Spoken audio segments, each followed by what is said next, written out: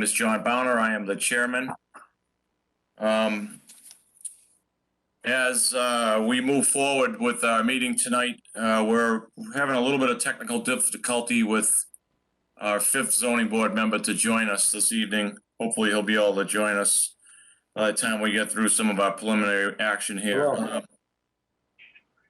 Yeah, I'm just logging on right now. I think it's might be almost working. All right, I'm sorry. All right, Ken, I'm going to mute you.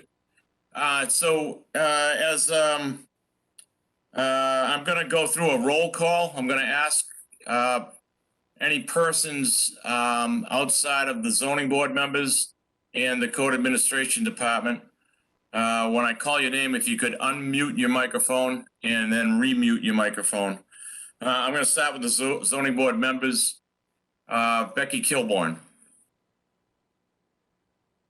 Yes, I'm here. Thank you, Becky. Jeff Sauer. I'm here. Jeff will act as our clerk this evening. Ken Jarvinian. I'm here. Thank you, Ken. American. Corinne Doherty.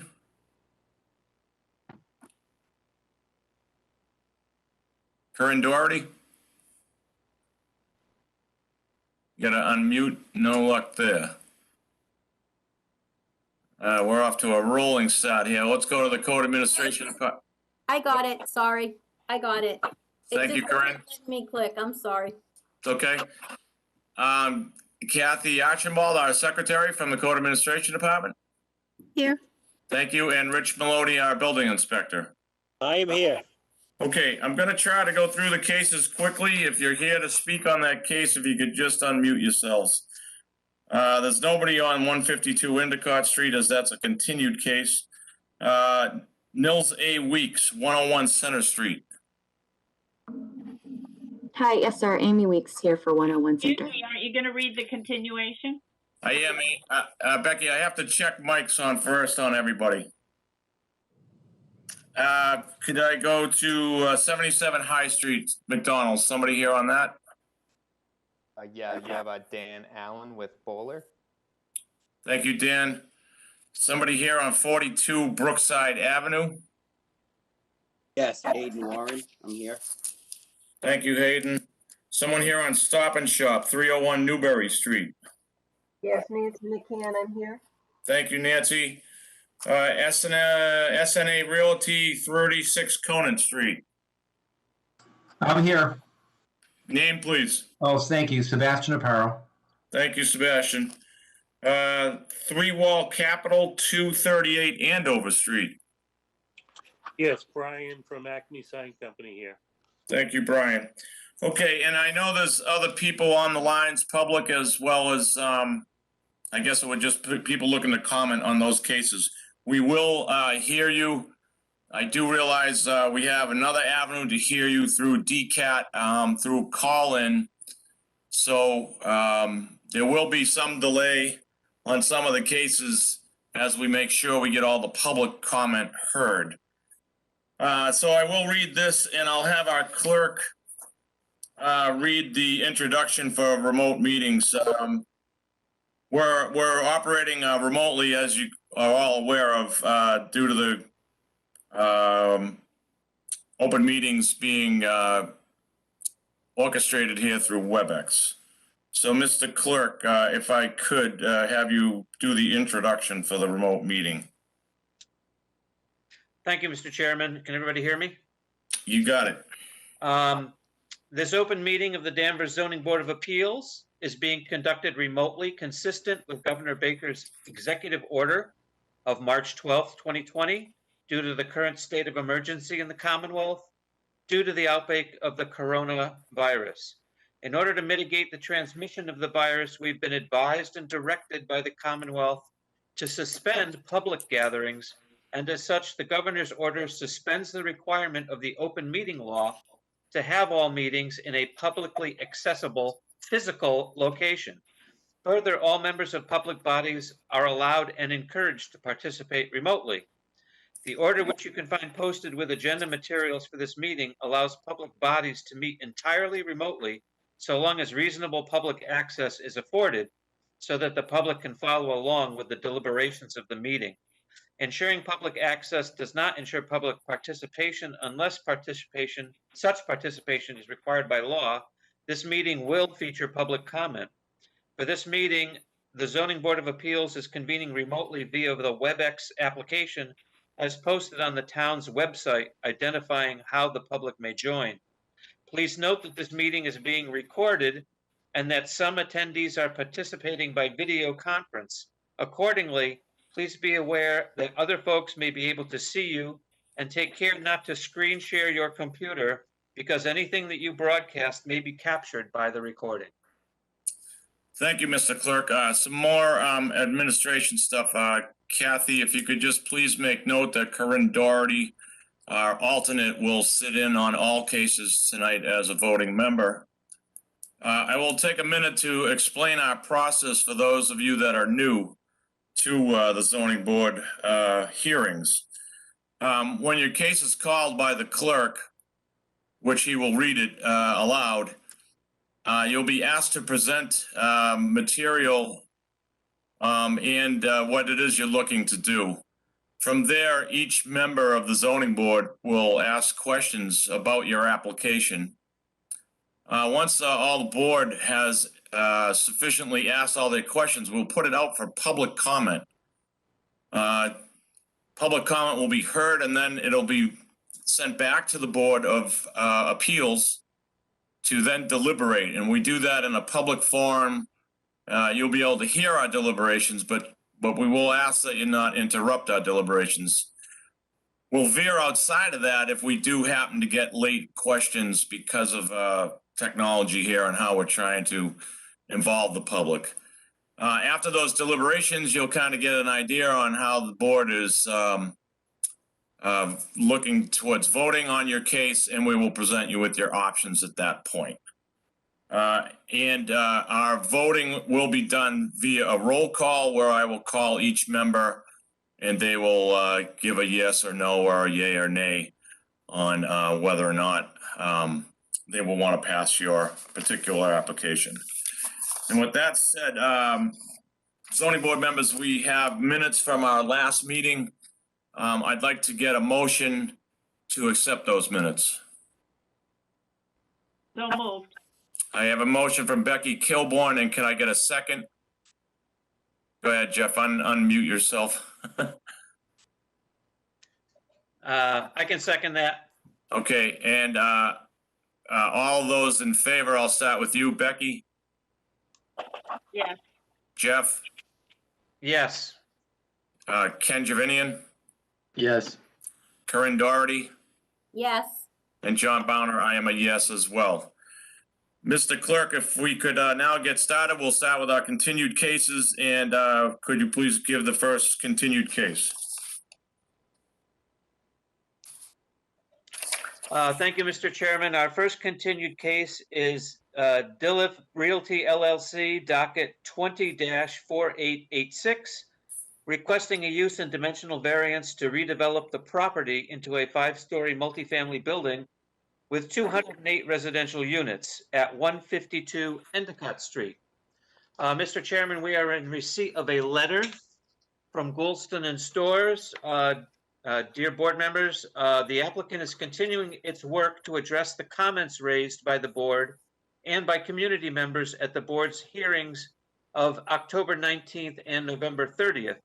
In order to complete its updated materials in response to the comments received, the applicant requests a further continuance until the board's regularly scheduled meeting on March 15th, 2021.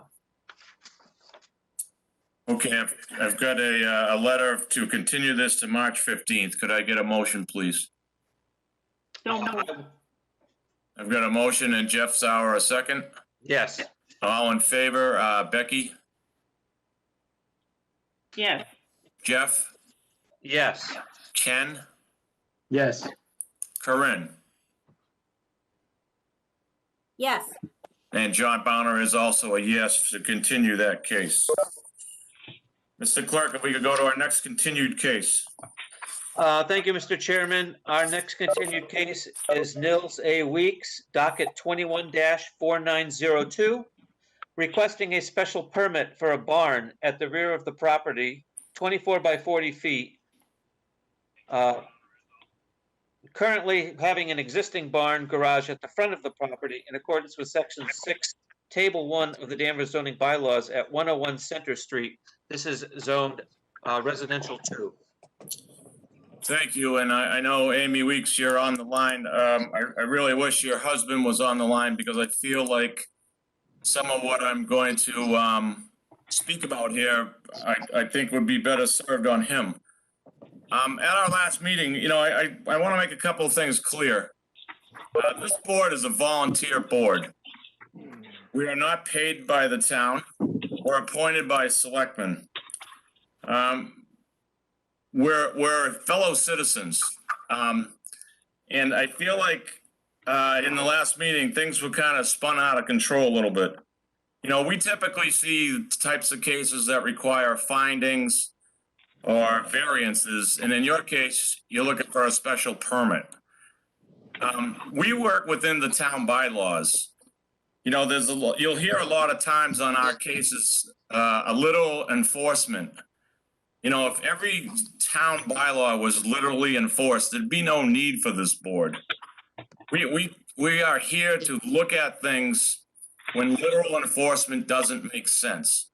Otherwise, there'd be no need for a zoning board of appeals. You wouldn't have any avenue to, you know, if you will, kind of do something you want to do on your own property. You know, I think it was mentioned about some other cases during your first application hearing. They don't apply. You know, we're looking at this case as it's presented to us, and that's whatever the neighbors have to say, the comments from the public, and comments from this board. So, you know, I just want to make that clear before we get started tonight. You know, cooler heads prevail. You know, we're not here to fight you. We're here to try to understand what it is you're trying to do. And you know, I think some accusations were made, particularly against Town Hall and the Code Administration Department, which you know, kind of take us a little bit off of, you know, by surprise. And I'll just reference an email that was sent in to the building inspector, and I think he responded within 45 minutes. But yet you sat here and said no one from Town Hall got back to you. So I would just say I'm just making it clear. Perception sometimes becomes the rule, right? And I think you put a perception out there that the town building inspector or the code administration department was not here to help you for some reason, whether due to COVID or otherwise. But I would argue now that I've seen email and the facts that I don't think that's the case. We did receive an apology letter from you, but you know, again, I think that for me, we were caught a little off guard, and then you dropped off the meeting and it confused us even more. So I've said my piece. I hope you understand our process. We're here to try to work something out if it can be done. We're not out to get you, and I certainly don't think the town building inspector is either. So with that said, we had asked for a new drawing, and we had asked to hear from the Conservation Commission. So before you get started, Mr. and Mrs. Weeks, I would like Mr. Clerk, if you could read the letter from the Conservation Commission and then the letter that came in from an abutter. Mr. Chairman, I do not have the letter from the Conservation Commission. I know they said that there was no issue. All right, I will read that letter in, and then I'll have you read the other one. How about that? That's fine. Okay, this letter is dated January 26th. The barn construction at 101 Center Street is not within the 100-foot buffer zone to bordering vegetated wetlands. Conservation Commission approval is not required, and I have CC'd the applicant as well. That is signed by Georgia Prendergast, staff planner, Town of Danvers. If you could read the letter from the abutter, please. Thank you, Mr. Chairman. This is from Stephen and Paula Mullaney. Members of the board, we were in attendance at the virtual zoning board meeting on Monday, January 25th. when Mr. Weeks presented his request for a special permit to erect a 20 by 40-foot barn on his property. We have the following concerns. Mr. Weeks stated the barn will not be supplied with electricity and will only house equipment for the flower/vegetable farm, i.e. tractors. The back of our property directly faces the location of the proposed barn, and having witnessed past activities, we have great concern that he will have much more than the barn. When Mrs. Weeks spoke, she referenced that her husband repairs or restores cars as a hobby. Since he cannot put cars in the carriage house at the front of the property at his own admission, we have concerns that vehicles other than his gardening equipment will be stored and repaired in the new barn. If this occurs, we believe there is a distinct possibility of gas, oil, and other automotive fluids leaching into the soil. Lastly, we realize Mr. Weeks stated there is no visible water on the property. Although that may be the case this time of year, there is water flowing from the direction of his property. It flows along the back of 113 Center Street and continues down the side of our property at 3 Briarwood Drive. We thank the ZBA for requesting the Danvers Conservation Commission to investigate the possible impact of automotive fluids leaching into this subground water flow before Mr. Weeks proceeds any further with the continuation of his construction project. At this time, it is our request that the board deny Mr. Weeks' request for a special permit. Okay, thank you, Jeff. And Mr. and Mrs. Weeks, just to be clear, so the Conservation Commission did chime in already and said you're not within the 100-foot buffer. So with all that said, I hope you understand where we're coming from as a board, and if you could please go ahead and present any new info you have today.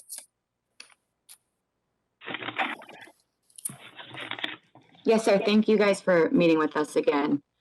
We appreciate it. So like you guys read, we would like to put in a barn. We would like to buy, a tractor. We have a fairly large property, and it takes a really long time to maintain. So the current barn in the front, it wouldn't house a tractor or large equipment. One of our concerns. And I know you read something from one of our neighbors about a car being out there. There is a car out there. It's not staying.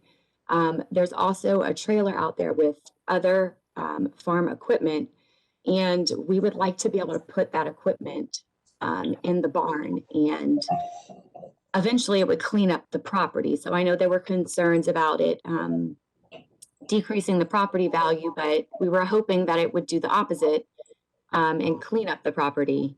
And we did send in pictures. I have also kind of a sample. If you guys would like to see it, I can share my screen with you as to what it would give you an idea of what we're hoping to put in. Sure. If you would like to put up a picture, that's fine. Sure. Okay. With any luck, that'll work. We're all, Fingers crossed. Yeah. So that's a sample view of the barn you want to put in. Somewhat, yes, sir. So the doors are not correct. We want something that's a little older looking. You have swinging barn doors. So one door would be, what did you say, 6 feet? And the other 6 feet and 4 feet. Right. So the one would be 6, one would be 4. But and they're then, both the same thing. right. And we would only have one bay. So you see 2 almost garage doors. There would only be one just to get the larger equipment in and out. And we would have just a regular, walk-in door for people to enter. So this is something, that we would be looking to recreate. We're not wanting to put in 10 or something that looks modern. We want it to look, like it's been there for a while and somewhat closer to our, period correct to our house. It would be wood. And eventually, we would like to put farming stuff around it. We talked about a hydrangea farm and beautifying the property with that. And and other vegetables and such. Okay, So I don't know if and you know, the pitch of the barn is similar to what we would like to do. so we're in receipt of a drawing that you guys submitted on January 31st. Is that Yes.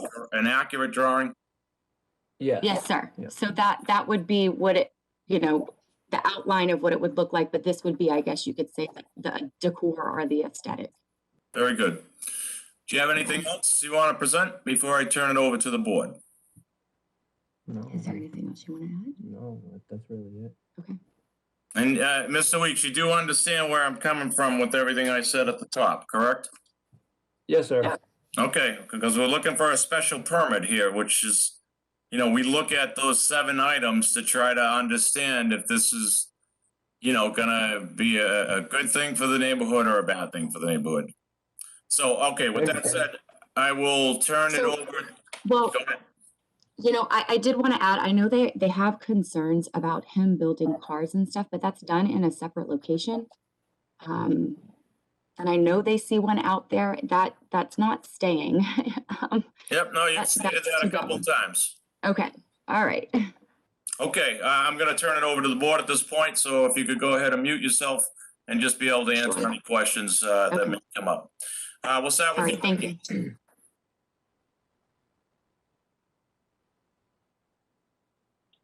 Are you starting with me? Yes, Oh, I didn't hear you. I'm sorry. Okay. okay, go ahead. All right. So first, what is the footprint of the barn? What is the exact size? I see the drawing, but I don't see a footprint. It's 24 feet by 40 feet. 24 by 40. And that one that you just showed us the picture of, is that size? It looks smaller. No, it is. To be honest, I don't know the precise size of the picture. We just thought it would be nice to give you an idea of what the decor or the exterior would look like. Because I know that there were questions as to what a pole barn looks like and the pitch of the roof. So the size would be 24 by 40 feet. Okay, because I just want you to understand what we approve is exactly what you have to build. So we need to know exactly I know during your presentation, you were saying it's going to be sort of like this and it's going to be sort of like that. And Sure. so I just want an understanding of exactly what you're asking for.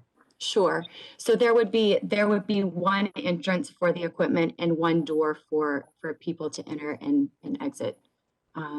And then the size of the barn is the prints that you have. Okay, so this sketch is the 24 by 40 sketch? Yes, ma'am. Okay, all right. And I was there today. I did see the car, and you're aware that unregistered vehicles are not allowed on property in Danvers. So how long has that vehicle been there? Like a month, maybe 2 A months. month or so. Yeah. Well, the reason, you know, it's an antique car, so sometimes when you get them, in order to have it registered, you have to do all of the updates, and that just takes a while, you know.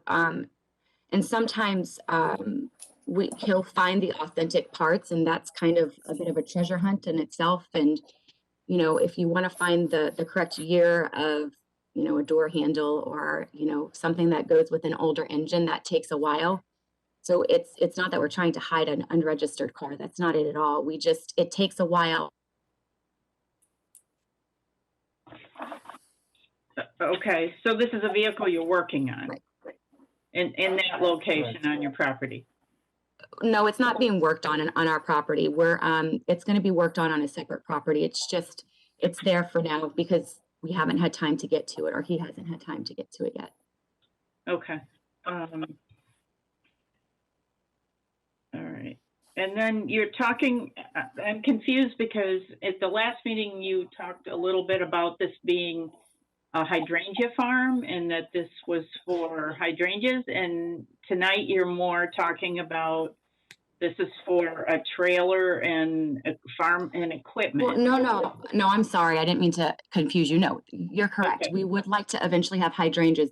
There is a trailer on our property that is housing equipment for farming stuff like a rototiller and other things. So those are being kept in there. We would like to get rid of that trailer on our property, house those things in the barn that we would like to build. Okay, I did see the trailer. It's sitting next to the car. Right. Yeah. Yes, we would like to get rid of it because, I mean, quite frankly, it's an eyesore and we Okay. can't because it's housing some of the farming equipment that we own. You own other farming equipment? Well, just, like rototillers and, things that you use to garden and other things. Okay. We typically ask that people clean up their properties if they're going to come in front of the board so that, then you don't get these questions. But I'm all set. Thank you. Thank you, That was Becky. my question. Okay, let's go to you, Jeff Sauer.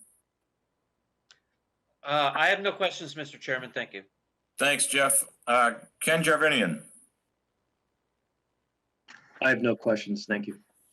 Thank you, Ken. Corinne Doherty. I just have a couple questions. Sure. You stated that, that you will be doing the work on this car at another location. So what happens? Do you have it towed from your, house to wherever you're moving it in order to work on it? Yes, ma'am. Okay. Mhm. And then if you do work on cars on your property, do you conduct that work at the other barn? No. Well, no. there's nothing on there's not equipment on our property to work on the cars. It's at another location. Oh, okay. Okay, so you don't even have the equipment there. No. Okay. And one other thing, and this goes to the building inspector, Rich, while they're working on their farm, is there any type of limitations for when they can operate the equipment? So I don't know if they have, if they have a tractor or a tiller or anything that Mhm. makes noise, what is the hour restrictions for using that equipment? We don't have any regulations in the town as far as working on your property. Okay. I do believe, and Rich, correct me if I'm wrong, as part of the special permit, Corinne, we could, put a limitation on that if we felt. I don't think you want to put limitations on somebody's property as far as them working in their yard or in their house, whatever at that. No, not I like think that. what you could do is you can put conditions on the use of the barn itself. Okay, that's what I guess I'm getting at, Corinne. We could say, this barn would be strictly for use of farming activities. Okay, Is that all your questions? that is it. Okay, I'm gonna go out to the public at this point, if there's no other questions from the zoning board. I don't have a real good way of picking an order from the public, so if two people do happen to chime in at the same time, I'll just try and mute one of you. So anybody here to speak on 101 Center Street?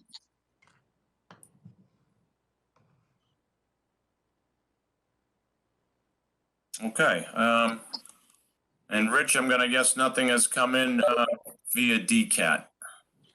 No calls. Thank you, Mr. Maloney. Okay, we may get interrupted, but we will come back and deliberate on this. And we'll start with you, Becky.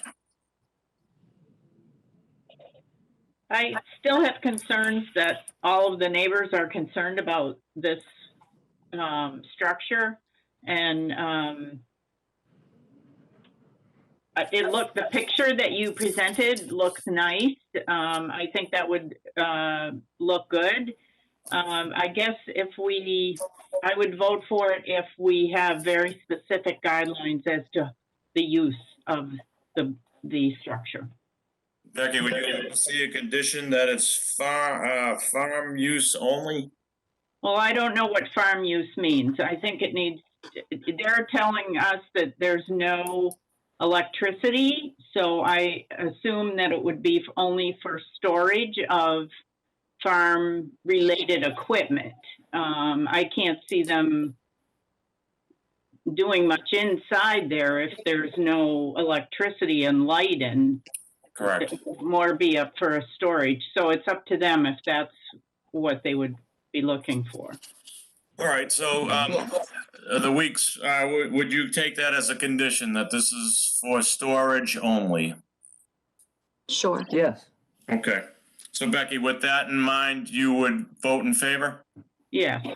Very good. Jeff Sauer, Yes, Mr. Chairman, thank you. I would vote for this with the condition of storage only for farm equipment and no electricity. thank you, Jeff. Ken Javinian,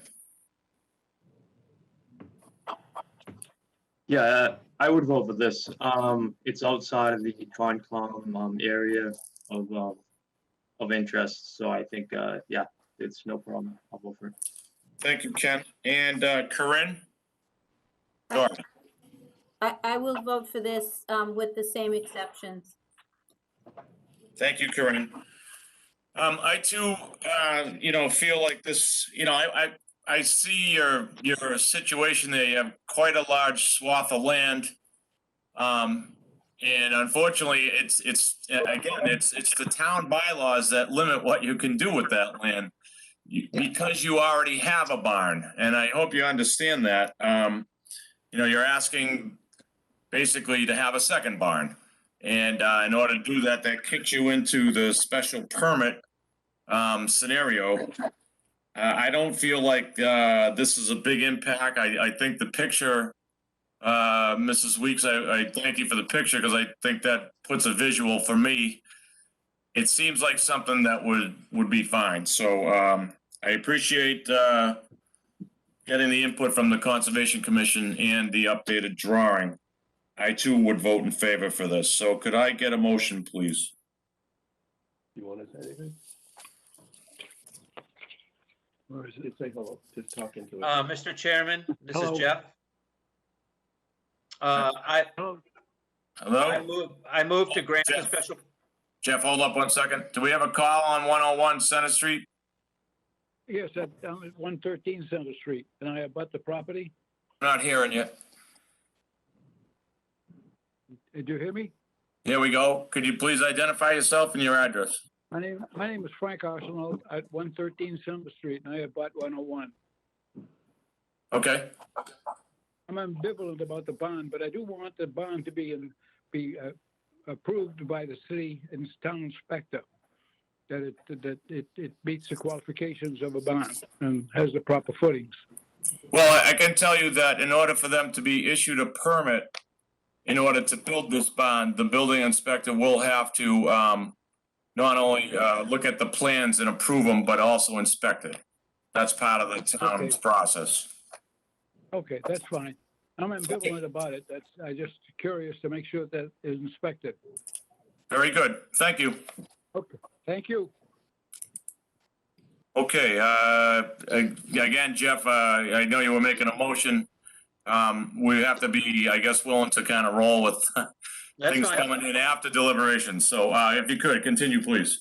Mr. Chairman, I move to grant the special permit in accordance with Section 6, Table 1 of the Danvers Zoning Bylaw for a second barn per the plans submitted. The municipal water and sewer shall not be overloaded by the barn. The public streets shall not become overloaded by the barn. The value of other buildings and properties shall not be depreciated by the barn. The specific site is appropriate for the location of the barn. The barn will not adversely affect the neighborhood.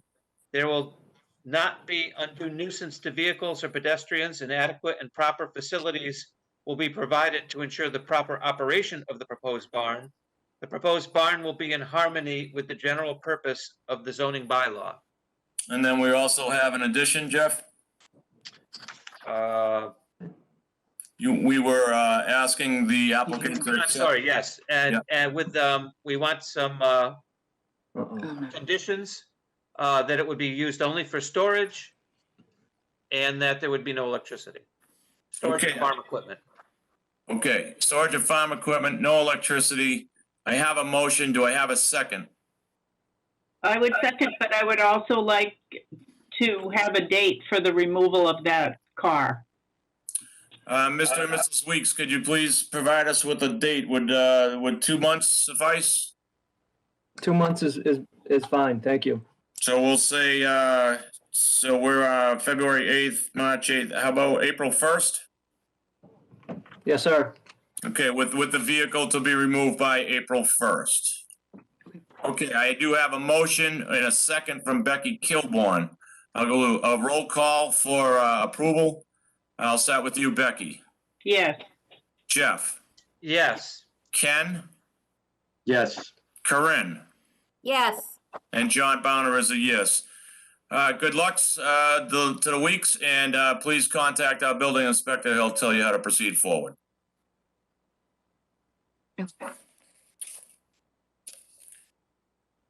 Okay, moving along.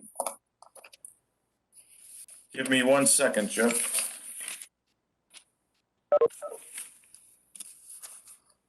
We going to the top of the order? Yeah, just give me 1 second. Yep.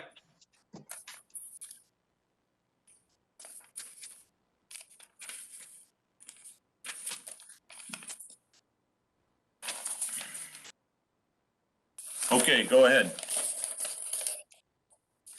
Thank you, Mr. Chairman. Our next case is 77 High Street Realty Trust, docket 21-4907, requesting a variance to allow for more than one menu board per drive-through lane in accordance with section 37.7F of the Danvers Zoning Bylaw at 77A High Street. This is Industrial 1. Thank you. Could I ask whoever's here on 77 High Street to open their mic and identify themselves? Hi, name is Dan Allen. I'm with Bowler. I apologize for this, but we would like to request a continuance on this. As we had hoped McDonald's rep would be here as well, but they were not able to make it. Okay, Mr. Bowler, I do want to add, we'll grant the continuance. I'm sure that won't be a problem. But I want to know how aware you are with the, this site is like a shiny penny that won't go away. This site has been flawed for many years. There is not currently a pedestrian entrance into this site, which I find it to be extremely dangerous. And I just really surprises me that McDonald's is more interested in a reader board than trying to correct what is a potential real hazard to this site. So I'll leave you with that. I don't expect an answer on it, but I'll particularly tell you, when you cross High Street, there is no way for pedestrians to go into your site without going out into the lane of traffic. And for McDonald's to be here looking for a second reader board, it just doesn't make sense to me. And it doesn't speak well to safety, number one, but number two, I just don't understand why that isn't addressed. So maybe you can talk that over with your McDonald's representatives before we continue this. Our next date is February 22nd. Is that the date you're looking for? Yes, that will work for us. And do you understand what I'm talking about? Yes, the public connection to the right-of-way. Yeah, well, I mean, when you cross High Street, you come to a sidewalk and it's a dead end. And if somebody wants to go in your site, particularly a mother with a baby carriage, she can either try and navigate through your mulch and over a granite curb into a parking spot, or she can pick to go out in the lane of traffic. Both options stink. So I hope you guys can look at that. Could I get a motion from somebody on the board? So moved to continue to February 22nd. Could I get a second, please? I'll second. Ken Gervinian beat you, Jeff. Sorry. No worries. I'll go a roll call. Becky? Yes. Jeff? Yes. Ken? Yes. Corinne? Yes. And John Bowner is a yes. We'll see you on February 22nd. Thank you. Thank you. Okay, Jeff, if we could go to the next case. Thank you, Mr. Chairman. Our next case is Hayden Warren, docket 21-4908, requesting a variance from the front setback to erect an addition. Required is 20 feet, proposing 14.9 feet in accordance with Section 7, Table 2 of the Danvers Zoning Bylaws at 42 Brookside Avenue. This is R2. Whoever's here, I'm gonna guess it's you, Mr. Warren? Yes, it is. Thank you, and I will thank you. I did a site visit and I see you marked off where the addition would be, so that was helpful. Go ahead and tell us what you'd like to do. So what we're trying to do is get a 20 by 20 addition on the right side of the house, looking at the property, to have a family room and a master bedroom above it. And then in the process, we are turning a cape into a craftsman style house too, for a lot more curb appeal and hopefully look a little different, nicer in the neighborhood. Okay, is that about the size of it? Yeah, pretty much. I mean, so we have the setbacks everywhere, and we have already gone through conservation. They approved everything on their end. And then just that right corner of the addition, because of the way that the cul-de-sac is shaped, we kind of lost that 5 feet or so that we needed for the 20-foot setback. Okay. You mentioned you got a letter from conservation, but that wasn't in our packet. Let me just go to the building inspector. Rich, is that would normally get as part of the application or not necessarily? What are we talking about? I'm sorry. A letter from conservation on Brookside, 42 Brookside Ave, saying it's okay. They are in some wetlands there. He's outside the no-build zone, so yeah, we have something in our file. The other thing I want to correct is that it's Res 1, not Res 2 there. Okay, very good. That does make a difference. Yeah, So that's a front setback then? yeah, it's a the cul-de-sac kind of screws up his front setback. And that front setback in Res 1 is 20 feet, correct? 20 feet, correct. Thank you. Okay, Mr. Warren, anything else you want to present before I turn it over to the board? No, I don't think so. I can answer any questions if anybody has any. Very good, thank you. We'll start with you, Corinne. Did Rich, do you know if the Conservation Commission issued any orders of condition, or was this just approved? Did they make any conditions on this? I can answer that if Rich is okay with that. The only thing I have to do is I can't put in, for the front walkway, they just don't want me to do any kind of concrete or hot top. They want it to be permeable, and I could be saying it wrong, permeable pavers on my front. Very well, yeah, okay. And Okay. that's it, and we okay, and that's definite, that's gonna happen, so. You agree Okay. with that, Rich? Yes. Very good. Okay, but no orders as far as construction, hay bales, nothing as far Yes, as Sorry, I have to, do not hay bales, but that, whatever it's called, that sleeve all the way around during construction, that's gonna happen.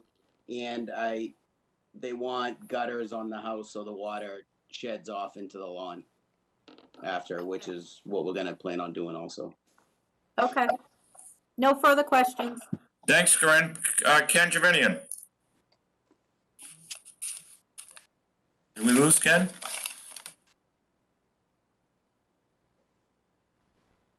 Looks like we lost Ken. We'll skip Ken and we'll go to you, Jeff. Thank you, Mr. Chairman. So Mr. Hayden, I see that you're adding a proposed porch on the front as well. Correct. Does that, we don't usually count porches in the front setback, but it almost looks like from the drawing that it's probably 20 feet back from the straight part of the street anyway. Correct. You say you have a 27-foot drawing here. So that the real problem is just that little bulge of the cul-de-sac nipping into your corner. Correct. That's the only, because I have the frontage setback on the front of the addition. It's just that last right, the furthest corner of the addition Got to it. the curve in of the cul-de-sac. Yeah. Okay. Thank you very Which much. is I technically have all no further grass questions. anyways, Mr. but Chairman. there is a hydrant, within that, so that's why. Yeah.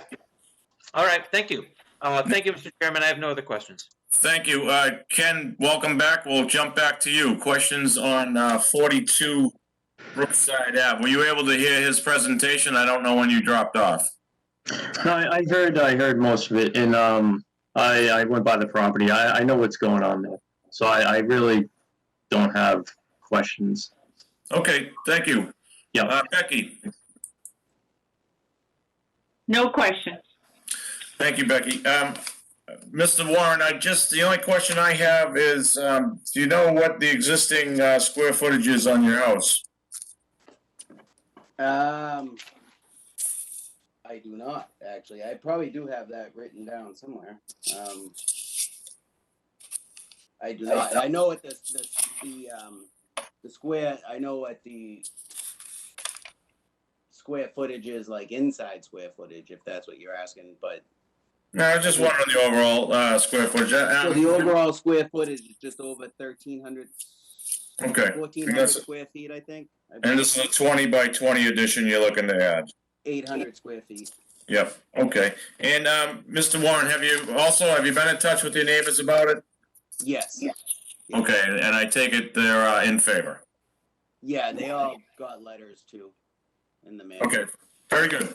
All right, no other questions from the board. I will turn this over to the public. Whoever's here on 42 Brookside Avenue. Mr. Maloney, have we had anything come in via DCAT?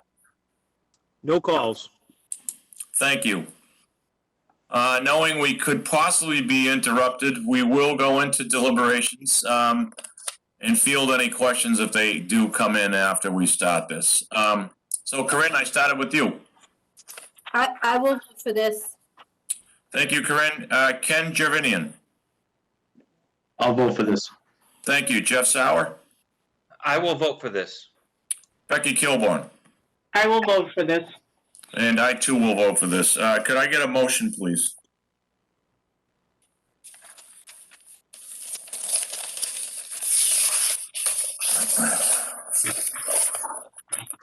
Okay, this is a variance. I move to grant the dimensional variance from section 7, table 2 of the Danvers zoning bylaw to allow the right side addition to be 14.9 feet from front property line as shown on the plans submitted. The hardship is the size and shape of the lot, specifically the location of the cul-de-sac portion of the roadway at the right front lot corner. Also, the majority of the lot is in a wetland buffer zone. Number 1, this condition does not affect other properties or structures in the same zoning district. Number 2, a literal enforcement of the zoning bylaw would involve substantial hardship to the applicant. And number 3, granting this variance will not create a substantial detriment to the public good and will not nullify or derogate from the intent or purpose of the zoning bylaw. I've got a motion. Could I get a second? I will second. Thank you, Jeff. I'm going to ask for a roll call vote. We'll start with you, Corinne. I vote yes. Ken Jervinian. Yes. Jeff Sauer. Yes. Becky Kilborn. Yes. And John Bowner is also a yes. Mr. Warren, good luck, and contact the building inspector, and he will tell you how to proceed. Thank you guys very much. You're welcome. Bye-bye. Okay, moving right along. Mr. Clerk, if we could go to the next case.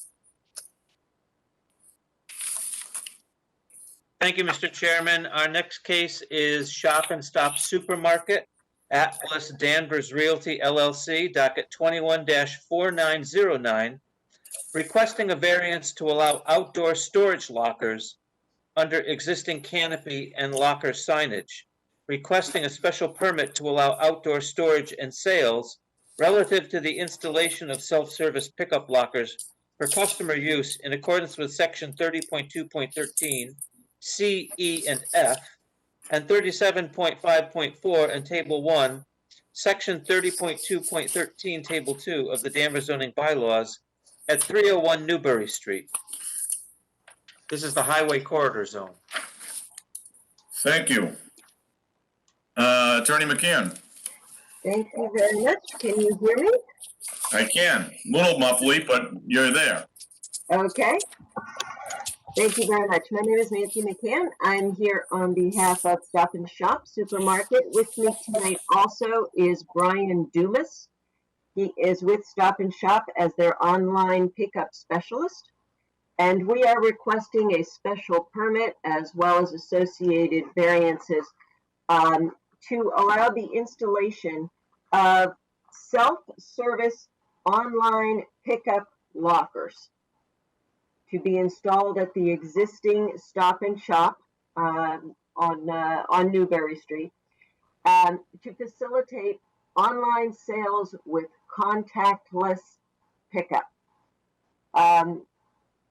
This proposal has obviously come about primarily as a result of what we've all experienced over the last year, and customers wanting to have the ability to do online shopping, to have limited communication and contact when they want to pick up their groceries and other merchandise. And so Stop and Shop has seen this as an opportunity to expand what has been their delivery service that they have, but this is for people who want to order online and pick up their groceries from pickup lockers that are located outside the store.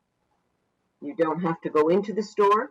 You pay online, you pick up at the lockers, you go back and you go on home. So the proposal is to install 48 lockers. They come in 2 different sizes. You do have some graphics, and I can put those up in a few minutes on my screen. They're going to be located in the recessed area to the left of the main entrance of the Stop and Shop that I'm sure that you're all familiar with that area. It's under a canopy already. It's an indented area, and the lockers would fit very nicely in there. They're not very deep. They're only about 3.5 total depth from the side of the building out to the front of the locker. They're about 30 feet long for this locker bank. Again, 48 lockers. And they provide, there are freezer lockers, there are refrigeration lockers, there's ambient temperature lockers. So it depends upon what grocery combination and items that the customer orders. So how does it work? The customer will go online to Stop and Shop and place their order online for the variety of different items that they might wish to purchase. The customer will specify a 45-minute pickup window of when they want to be able to pick up their groceries that are bagged and in their locker. The customer pays online. So there is no payment that's done at the lockers. The ordering is done online, the payment is done online. You pick your 45-minute pickup window, and about 15 minutes prior to that time, you get a text with your PIN number. You arrive at your locker, you go up to the locker bank that you see, and there is a kiosk. You enter your PIN number, and that will tell you what locker or lockers your items are located in, and those lockers will then open for you. And then you take your items out, and you're on your way. It is truly contactless shopping and pickup. I can, if you want, I can share my screen and show you. Would you like me to put the graphics up, Mr. Chairman? You do have those in your package. Oops, I can't hear you. Yes, you could, if you could show us briefly, that'd be great. Okay. Hopefully you can you see that? Not yet. Okay. Let's see.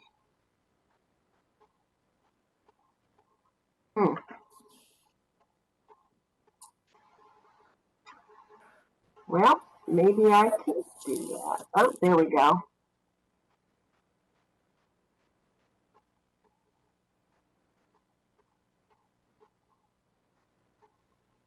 If I can't do it, you've already got it, so. And this is just the 48 lockers itself you're trying to put a picture of? Yeah, can you see that now? I can see it. I'm not seeing anything. Any other members seeing any graphics? No, no, thumbs down we're getting. Yeah, well, do you need me to put those up?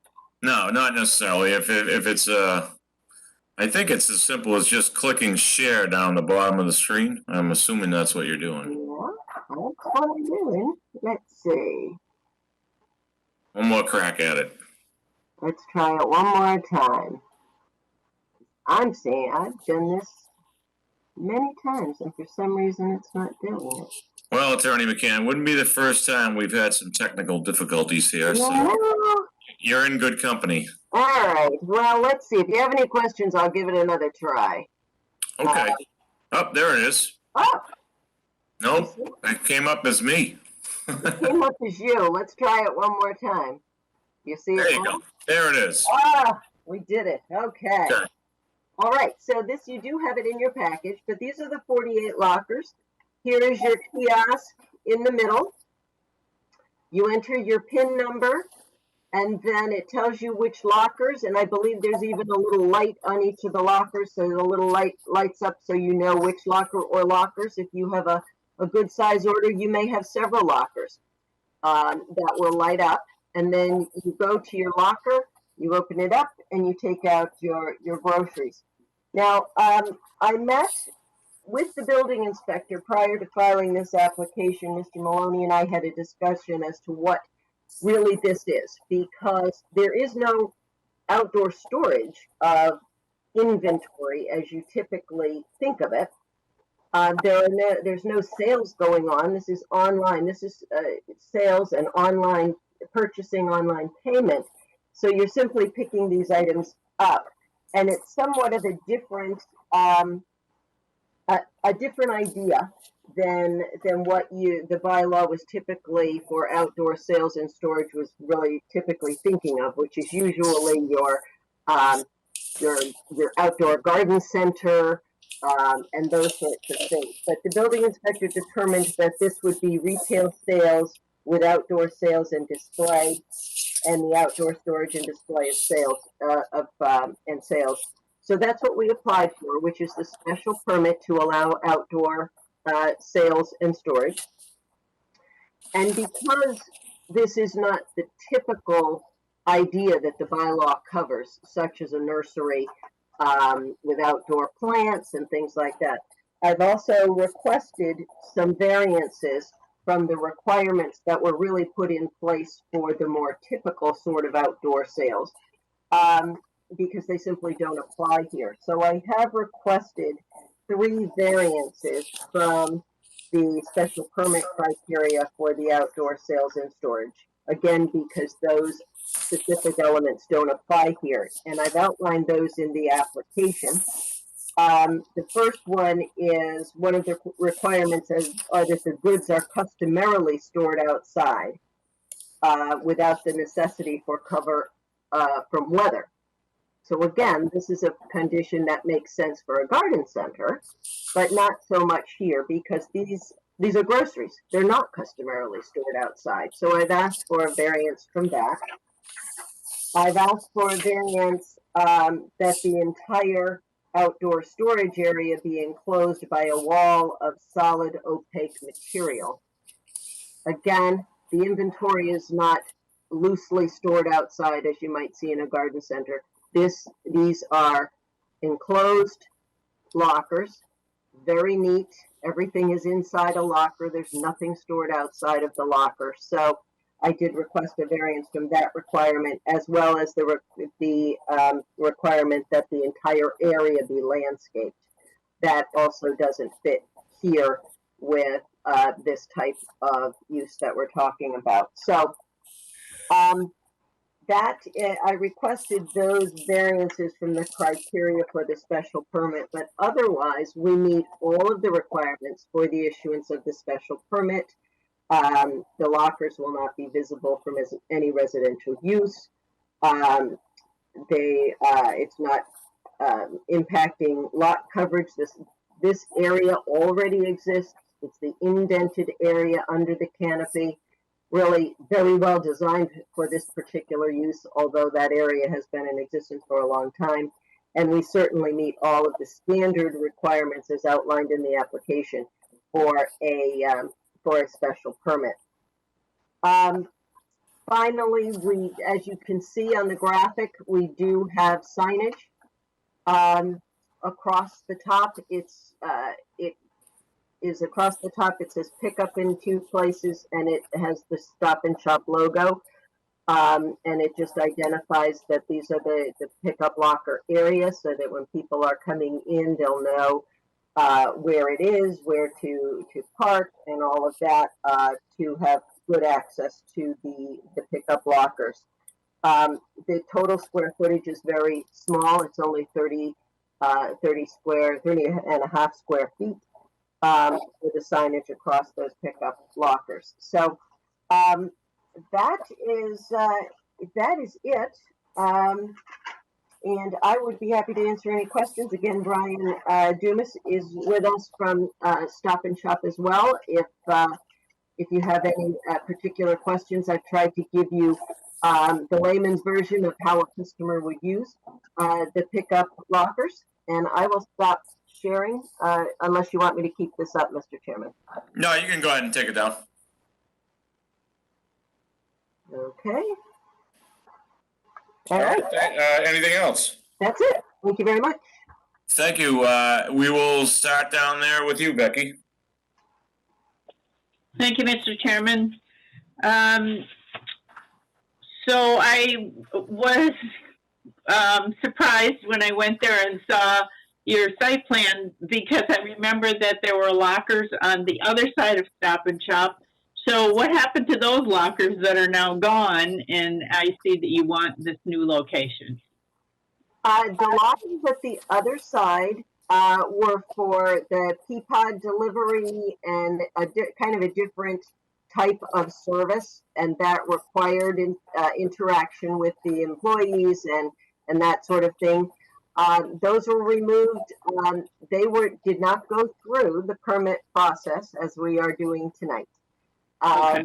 And so they have been removed, and is what we're proposing tonight. We're going through the proper permitting process for this, and it is the new really contactless type of self-service pickup. So is it your intention to bring back those Peapod lockers on the other side? No. No, they're gone now for good. And if Okay. correct, and if they were to ever want to come back, which is not the plan, we would have to go through the permitting process for those that we're doing now. Okay. And the location of the new lockers is where they always sell flowers in the summer. So what's happening with that? I'm going to ask Brian, do you happen to know that it may be that they're choosing to do the lockers instead? These lockers also, I must say, are not going to take up that much space. They're only 3.5 feet from the space of the building to the front of the locker. They are not deep. So there would be room, I suspect, for some flowers and things also. Yeah, we haven't really run into that yet. We haven't had discussion. There'll be discussion with the store manager and the district director as far as it's not a real big business that we have as far as the outdoor, but at that time we have to take a look at it. But as of right now, there's no major plans on what area they would go in. All right, well, let me interject here. And Rich Maloney, this is for you. We don't allow outdoor sales of flowers at this location, correct? That's correct. It's not permitted. So that activity is a non-discussion, as far as I'm concerned. That answers that question. There you go. Mr. Chairman, if I might chime in, there's pumpkins at Thanksgiving, there's Christmas wreaths at Christmas, there's flowers, and they have just broken the bylaw repeatedly, and that should be taken into consideration. Very good. All right, well, let's let Becky finish her questions. Okay, so on the top of the lockers, I mean, they look fine, but it says delivery. What does that mean, delivery? Brian? And it says delivery and pickup. Right. So delivery and pickup is the name of the whole process. So we still offer Peapod home delivery options. So overall, that's the name of the whole program. So that kind of encompasses delivery and pickup. That's the name of our process, our program.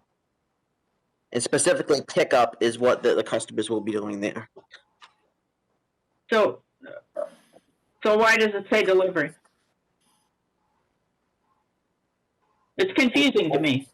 Yeah, I know what you say. Yeah, the whole program, because it's still, we work with Peapod, the whole program's called delivery and pickup. But these aren't Peapod lockers? These are not, no. Okay, that's the end of my question. Thank you, Becky. Let's go to you, Jeff Sauer. I don't have any questions, Mr. Chairman. Thank you. Thank you, Ken Javinian. So is there going to be designated parking for this closer to the lockers, or where will the parking be? We have discussed that, and it's really anticipated that there won't be the need for that. They're only anticipating that once things are ramped up, they might only be looking at 5 or 6 customers an hour. So there may not be a need for designated parking. However, if there is plenty of parking in that parking field, certainly far more than what the bylaw requires, we would certainly be able to designate maybe 4 spaces close to the kiosks and the pickup lockers for the parking. This is something that we're going to be reviewing with planners during the site plan process, which will either be a minor modification or an administrative modification. And we could designate parking spaces on the site plan during that process if we need it. We're not anticipating that we would, but if we do, we can certainly designate parking spaces very close to the pickup lockers. Okay, thank you. Ken, any additional questions? Nope, all set. Thank you. Thank you. Corinne Doherty.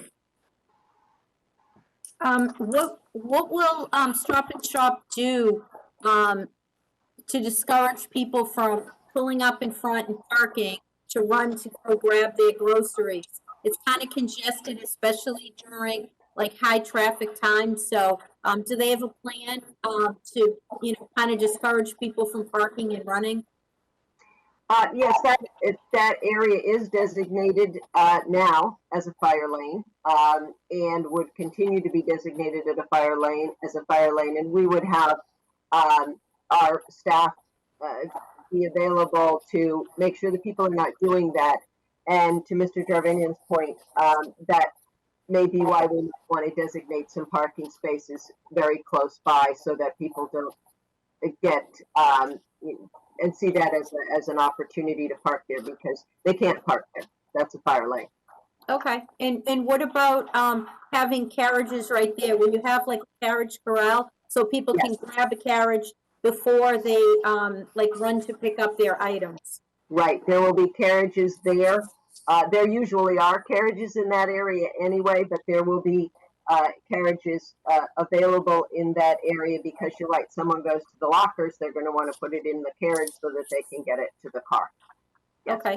And just one last question. I know that this isn't something that, you know, they'll have to do forever, but will they have some sort of a process for cleaning down those lockers after each like set of groceries is taken out before they load it with like the next person's groceries? And I'm assuming that even though they're touchless, you have to open the door in order to be able to open it.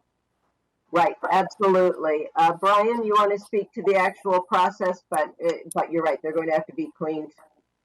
Sure. Yep. Definitely. That's part of our regular process before we load any lockers. The clerk has to go out there with the sanitizer. We sanitize inside. We regularly sanitize the outsides of the lockers, including the handles and the kiosk screen. So that's part of the training process, and that's part of our everyday process as well too. So you are correct. Okay, thank you. Thanks, Corinne. Attorney McCann, is this system in use anywhere else at local Stop and Shops in other towns? Yes, Brian, would you like to? Sure. Yep. Okay. We opened our first locker program in the Boston store on Tremont Street. It was 2 weeks ago now. Isn't that the only other place that's in action right now? In this area right here, in our sister company in Giant, there are 2 locker stores in Pennsylvania, but in this area right here, Boston was the only one in this area. Okay, and I like the way you say Boston. You're definitely not from here. Yeah. I grew up in Rhode Island, so yeah, but still lingering, I guess. Yeah. Okay. Attorney McCann, what happens, or maybe is this for you, Mr. Dumas? What happens if they miss their 45-minute window? So if a customer calls or they start to get into that, we can call the customer and see if they want to extend that time frame. If we do not hear from them, then we can pull the order from that locker, and we would just store it inside the store until the customer came to get them at that point. If it's busy and we need the lockers, we have to replenish them, then we pull it out. But we do have the ability to extend the time frame for the customer, so they're not inconvenienced. If they're late, they're in traffic or anything like that, we can adjust that. Okay. And Attorney McCann, this is more to what Jeff Sauer had brought up earlier, and probably more to Becky's question as well. Clearly, outdoor sales have been happening at this site, as has happened at many of the box stores in town. What do we do about this? Because, you know, I guess, you know, we can sit here and say, yeah, it's not allowed. And then we grant this pickup locker area, and then it just happens anyway. And I know our building inspector has many more important things to do than go out and write tickets. And so I just, you know, I don't know how to make this not morph into just, you know, business as usual. But if there's an opportunity here for us to really say, look, we don't allow pumpkin sales out on the sidewalk. We don't allow flowers on the sidewalk. You know, I'm all about that. So what are your thoughts on that? Well, my thought about that is that I think this is an opportunity. It is tempting for all of the retailers, and you see it, as you said, all around town, certainly at holiday seasons, to have pumpkins and whatever outside. We're going to have now this bank of lockers that's about 30 feet long in that area where things were being stored and pumpkins were being placed out there. We can take a condition that's specifically stated, other than just in the bylaw. This is now, we're going to have a permit that is going to specifically state no outside sales of merchandise other than the lockers that are covered. And then the way the lockers work is they are filled by the Stop and Shop employees from the outside. So there's going to be Stop and Shop employees now on a very regular basis throughout the day that are going to be going to these lockers, filling the lockers right from the outside from that area, and effectively being the monitors that there won't be outdoor sales. There will be no reason that one could say they didn't know about it. It's going to be right in the permit, and you're going to have employees out there monitoring the area, keeping it neat, making sure that the lockers are cleaned and filled from that area. So it's an opportunity to have a focus on that area with a permit that says no sales out there other than the storage lockers. Okay, I guess this is my last question, and it's around security. Will there be a camera on these lockers? Are we worried about, I imagine these aren't in use after Stop and Shop closes for the evening. But I guess my concern is, maybe somebody's desperate and is gonna, like an ATM, maybe try to get somebody's groceries as they open these lockers. What are we doing in that area? Right. There are security cameras that are going to be monitoring this area.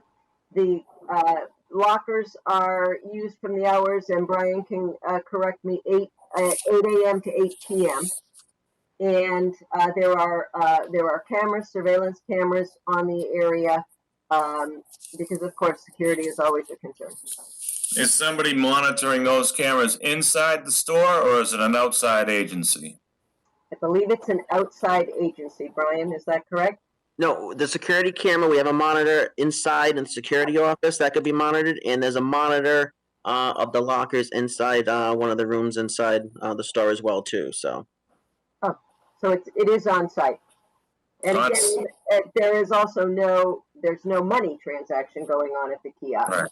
As well. But yes, so it is on site surveillance. So it's on site surveillance, but is it just being recorded, or is somebody actually monitoring it?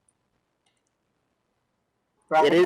It is monitored inside where we temporarily store the groceries after they're shopped inside. There is a monitor in that room, which is manned pretty much from typically from 6 a.m. to 9 p.m. as we're doing the shopping and staging and everything like that. So there's actually someone sitting and watching the camera.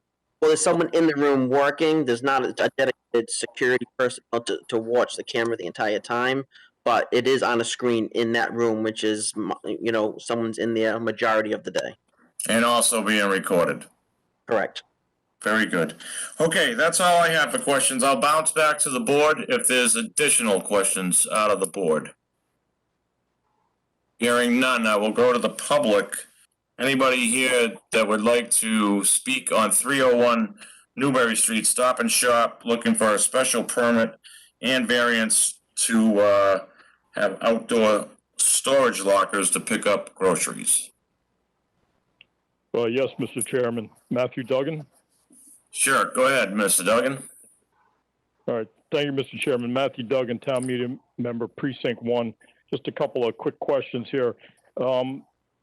The time frame. So I've heard a couple of questions concerning the amount of time that the groceries will be stored in the lockers. So is it safe to say that when the store is closed, all the lockers will be empty? Is that a good assumption? Can you respond to that, Attorney McCann and Mr. Dumas? That's correct. Yep. Okay. Thank you for that information. And okay. Any additional questions? One other comment. So Ms. Kilborn mentioned about how busy that location is, during, in the evening, on weekends.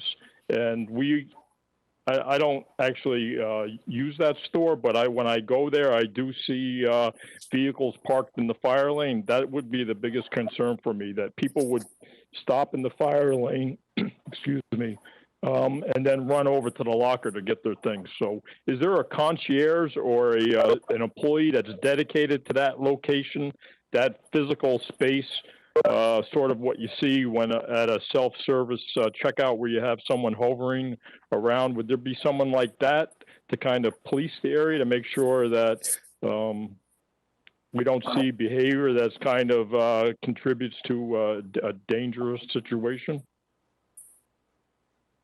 Yes, there will be employees that are monitoring the lockers, filling the lockers, and cleaning the lockers, and also watching for people who might be tempted to park in the fire lane, because that's not something that that is allowed. It's not allowed now. What you see sometimes with that fire lane is people waiting, not parking, but the drivers are in the cars, but they're waiting, they're picking somebody up or whatever. You see that sometimes. But we will have either parking spaces dedicated when we go through the site plan process, or we will be certainly having employees who will be monitoring that area, because we are aware that that is a lane where people cannot park. Yeah.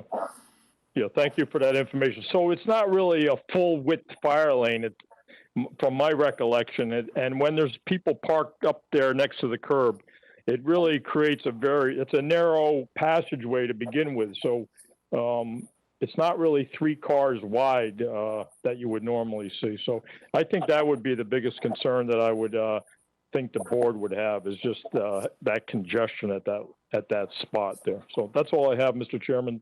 Thank you for the opportunity to speak. Thank you.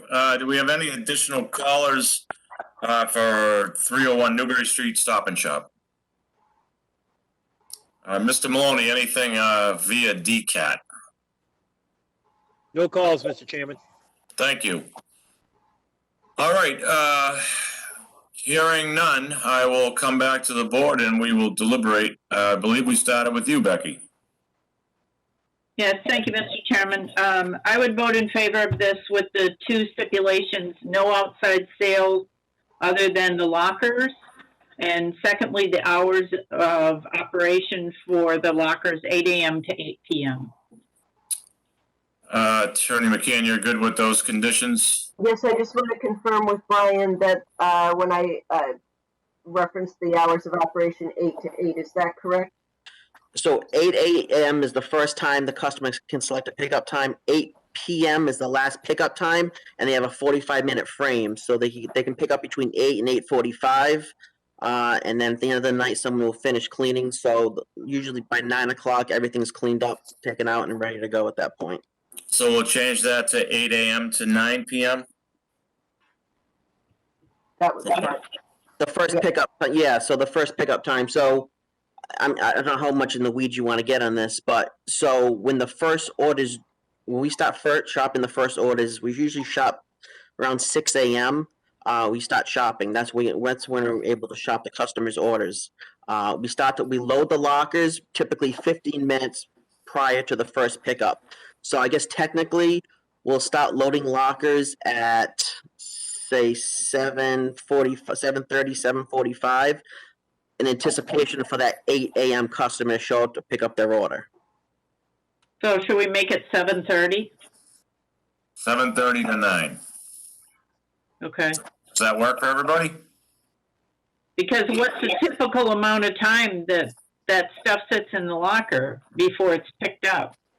So yeah, typically, like I said, an hour. So like I said, 15 minutes before pickup time, we'll put it in the locker for the customer prior to their arrival, and they have that 45-minute frame. And at that 45 minutes, if they're not here, we try to give them a courtesy call. If not, we'll take the stuff out of the lockers at that point and transfer it back inside the store. Okay. And it's paid for at that point, right? Everything is paid for. Yes, correct. Okay. All right. So I would be in favor with those 2 stipulations.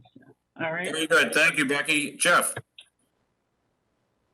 Yeah, I have some hesitation about the outside sales and storage. It's a continuous problem with all the vendors in town.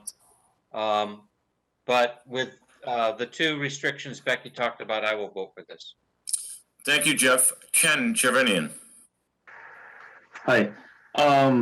Can I ask another quick question? What if I say no? That's okay. No, go ahead, ask your question. It's a curiosity thing. So what if someone buys some frozen goods and some non-frozen goods? Are you gonna have two different lockers? Yeah, I think they said there would be multiple lockers depending on what produce they have or what goods. So for each, so a person could have several lockers or a couple lockers. That's correct. I missed that. I'm sorry. Yeah, I'll vote for that. I'll vote for that. Very good. Thank you, Ken. And Corinne? I would vote for this. Yeah, thank you, Corinne. Attorney McCann, I share Jeff's sentiment and two things I'm not comfortable with. I think it's particularly with elderly, right? It's kind of an unfortunate practice, but maybe an understandable one, that fire lanes on most stores are used as temporary parking. I worry that this will create an even bigger problem because of those lockers. I know you said the carriages would be nearby. I just hope Stop and Shop is going to really do a good job to monitor this, particularly at the start, to discourage people from parking there. And the fact that you're going to write in no outdoor sales as part of this agreement, I also hope Stop and Shop takes that to heart and, doesn't just basically, put its nose up in the air about our bylaws. So with those things written in here, I too would vote for this, and I hope it works out. I think it's unfortunate sign of times, but I feel like things like this are probably pretty helpful to a lot of people. So with that said, if somebody could give me a motion, please. Okay, here we go. We're going to start with the special permit. Thank you, Becky. I move to grant the special permit in accordance with Section 6, Table 1, and Section 30.2.13 of the Danvers Zoning Bylaw for outdoor storage and sales per the plan submitted with these conditions. Number 1, the municipal water and sewer shall not be overloaded by the outdoor storage and sales. The public streets, this is number 2, the public streets shall not become overloaded by the outdoor storage and sales. Number 3, the value of other buildings and properties shall not be depreciated by the outdoor storage and sales. Number 4, the specific site is an appropriate location for the outdoor storage and sales. Number 5, the outdoor storage and sales will not adversely affect the neighborhood. Number 6, there will not be undue nuisance to vehicles or pedestrians, and adequate and proper facilities will be provided to ensure the proper operation of the proposed outdoor storage and sales. And number 7, the proposed outdoor storage and sales will be in harmony with the general purpose of the bylaw. And with the additional conditions that no outside sales other than the lockers, and number 2, that the hours of operation are 7:30 a.m. to 9 p.m. Okay, I've got a motion with 2 additional conditions added. Could I get a second? I have a second out of Jeff Sauer. Yes. We'll do a roll call vote, and we will start with you, Becky. Yes. Jeff. Yes. Ken. I think we lost Ken. Do we got Ken? Oh, I'm here now. Yes. Thank you, Ken. And Corinne? Yes. And John Bowner is also a yes. We now will ask for a variance motion. All right. There are 2 variances essentially here. I'm going to combine these. Hopefully that's okay. I move to grant the variance to allow the elimination of the required opaque wall and landscaping for the outdoor storage and sales of Section 30.2.13 C, E, and F of the Danvers Zoning Bylaw as shown on the plan submitted. And secondly, to move to grant the variance from Section 37.5.4 for signage to identify the lockers as shown on the plans submitted. And I'm gonna put the same conditions in here. Condition number 1, no outside sales other than lockers. And 2, that the hours of operation are 7:30 a.m. to 9 p.m. The hardship is the size and shape of the lot, specifically the location of the structures on the lot. This condition does not affect other properties or structures in the same zoning district. A literal enforcement of the zoning bylaw would involve substantial hardship to the applicant, and granting this variance will not create a substantial detriment to the public good and will not nullify or derogate from the intent or purpose of the zoning bylaw. Okay, I've got a motion with 2 variances. Could I get a second, please? I'll second. I've got a second from Jeff Sauer. I'll go for a roll call vote. Becky, Yes. Jeff, Yes. Ken, Yes. Corinne, Yes. and John Bowner is also a yes. Good luck, Attorney McCann, and see our building inspector to move forward. Thank you very much. I appreciate your time tonight. Thank you. Thank you. Thank you.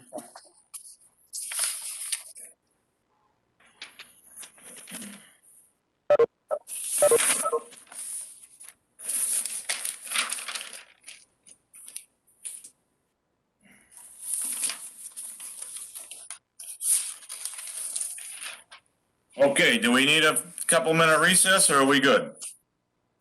I could use a break. Keep going. I need 2 minutes. How about that? Can we take a 2-minute recess? All right. You can time me.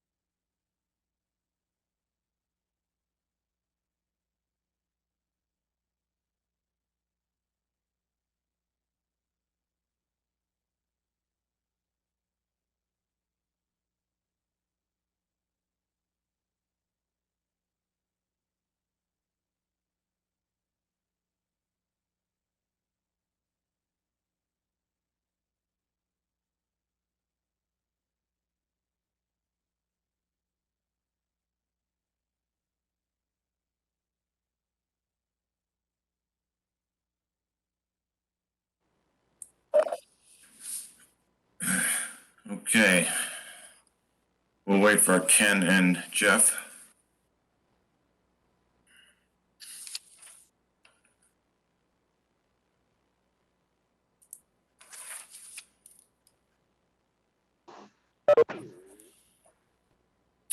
Okay, Ken's back. We're just waiting on Jeff.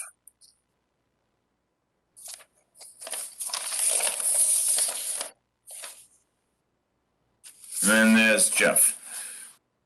Hey, even Tom Brady gets to call a timeout, right? So we get a quick timeout. Okay, Mr. Clerk, if we could go on to our next case. Thank you, Mr. Chairman. Our next case is SNA Realty Trust, Sebastian Aparo, trustee, docket 21-4910, requesting a finding to allow for a non-conforming residential use, a residential condominium, in place of a non-conforming professional office use, in accordance with section 3.10.2A of the Danvers Zoning Bylaws, at 36 Conant Street, unit number 2. This is residential 1.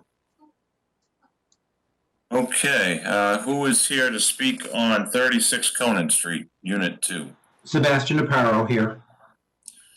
Okay, Mr. Aparo, I know we had just heard this last summer to change it from a non-conforming medical dental office to non-conforming professional office. So it looks like we're here again to go to residential. I'm going to let you take it from here, but I am going to ask our building inspector to chime in as well.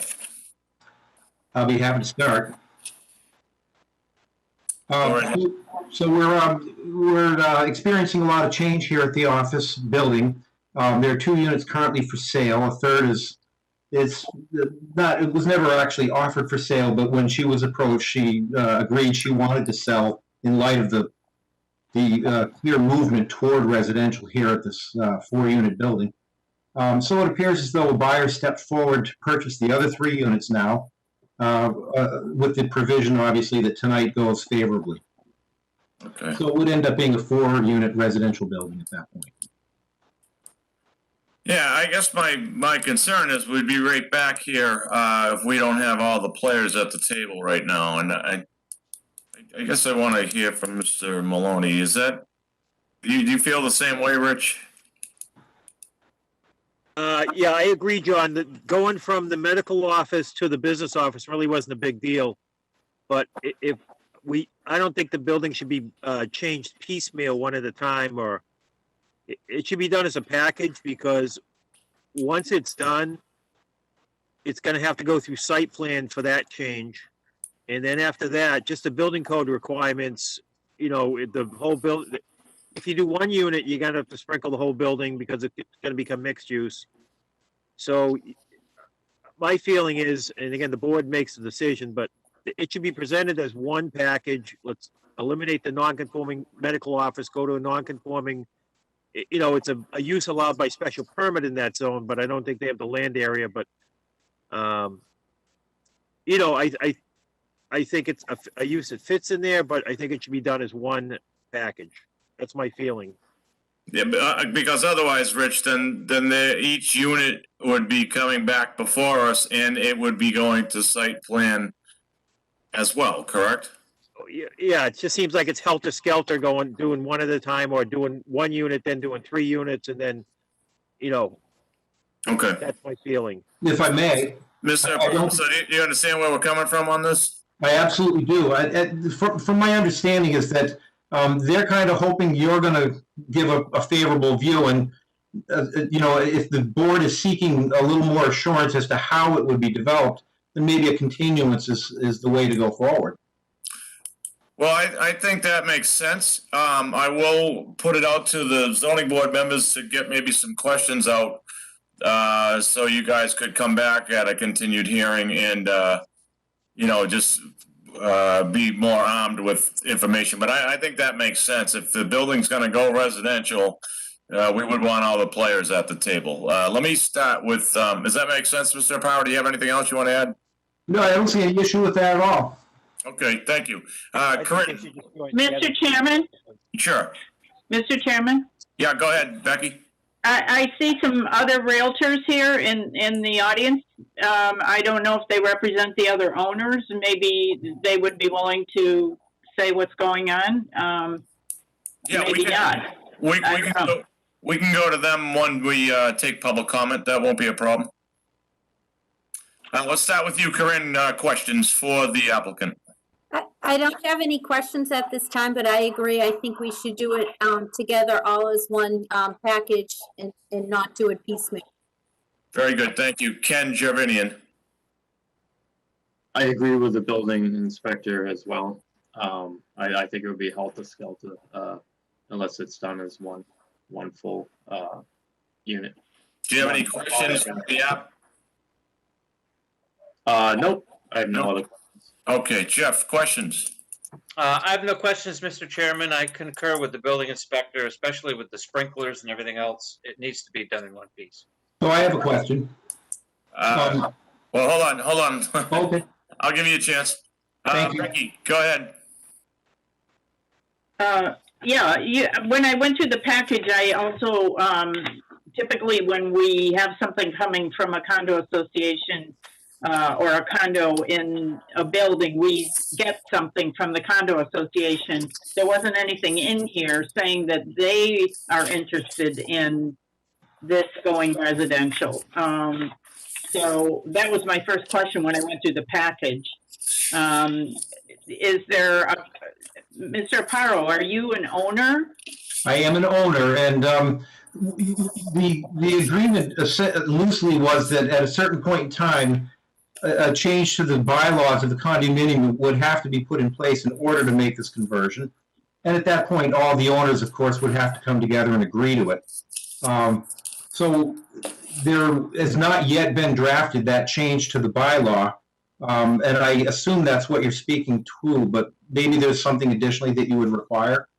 Well, I know that there's only 4 units. It's a very, very small condo association. Yes. Typically, we would get something from whoever's in charge of the condo association, basically saying that the owners have approved moving forward with the change. Because we wouldn't want to do something that would be against what the other owners in the condo association want. Understood. I don't see that as being any kind of an issue. We could certainly provide that when we get there. Again, we're sort of in this catch-22 because the buyer is looking at this, with the, toward an approval and not buying without an approval. So there's this moment in between where they're going to kind of be wondering, is this a yes or is this a no or is it continuance? And I think the continuance may give us all the opportunity to solve those issues. Yeah, I think you all need to sit down and do that. And we're going to have questions about parking. And so it's 4 units, where is there enough parking on that site for the units? And there are just a number of questions that all of you should work out before you're in front of us. Yeah, I think there's closing in on 20 parking spaces here currently. Okay, great. Thank you. Any additional questions, Becky? No, thank you. And Mr. Paro, so I think if I heard Becky right, and I agree with her, I think, a letter from the condo association would be the first step we would want in order to get to this next step where we would, go forward with any kind of approval. We want to know that all condo owners want this, and there's one voice coming from the 4 units. Understood. Okay, and you said you had a question. I just want to get to that before I go to public. I'm at the point now where it was essentially surrounding this business of, how do we go forward if they're looking for a yes and you're not ready to give them a yes, and they won't buy without, it's that catch-22 process. So I think the continuation is the way to sort of approach it. Okay. That's all. All right, I'll go out to the public on this. This is 36 Conant Street, and this is for a finding? Yeah, for a finding.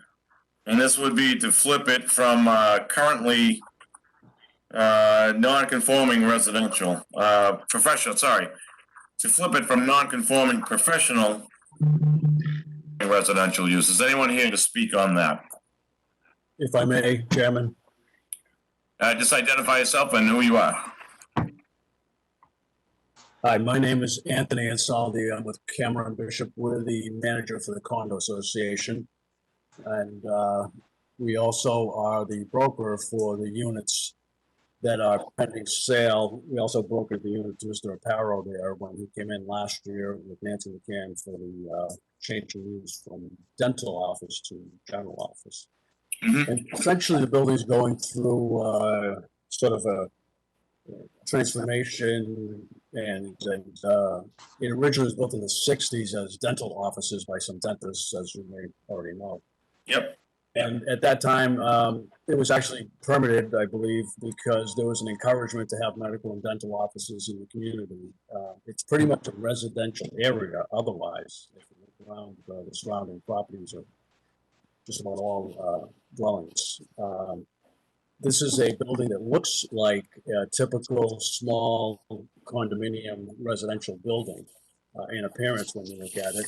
And it lends itself not only by the neighborhood, but as well by way of the physical structure where residential use. Granted, it needs to be transformed inside from dental offices to residences. That being said, the 4-unit owners are all in favor of the transformation.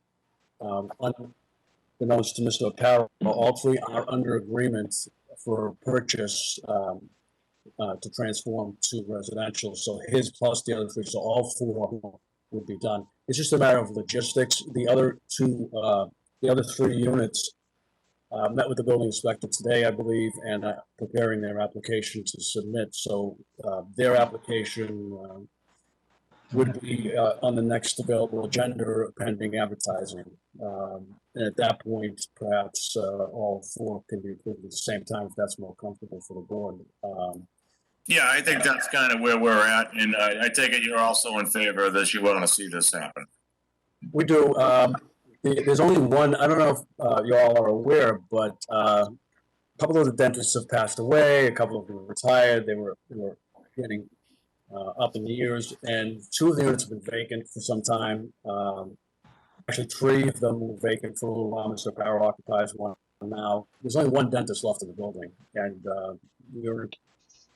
she's relocating, pending the sale. And so other than some little period where you allow her to continue her business as she's moving it out when you approve it, she can't move it out until you approve it, because she needs the funds to go to the next place.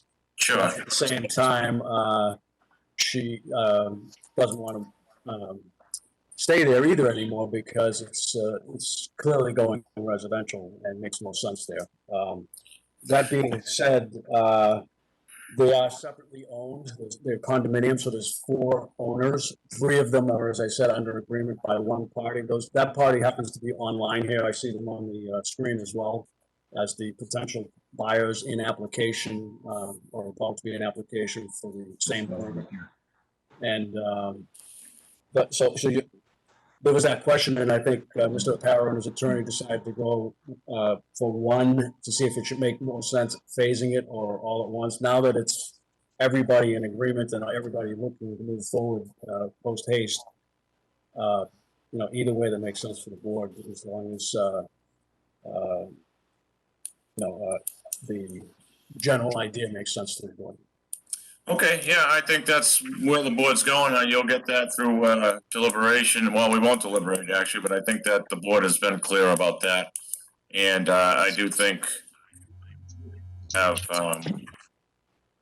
all 4 people represented and move forward that way. As far as language to some kind of delay in, move out time for the current tenant. Everything's negotiable. I'm sure we can work that out through conditions. So I don't see that as a problem. Any other public comment or questions on 36 Conan Street? I have a comment. You identify yourself, please. Yes, my name's Ed Cialdoni. I'm one of the persons interested in that has put an offer in for a lot for condominium unit 1, 3, and 4. My partner is Stephen Injemy. He's on the line, but I think he has a problem unmuting himself.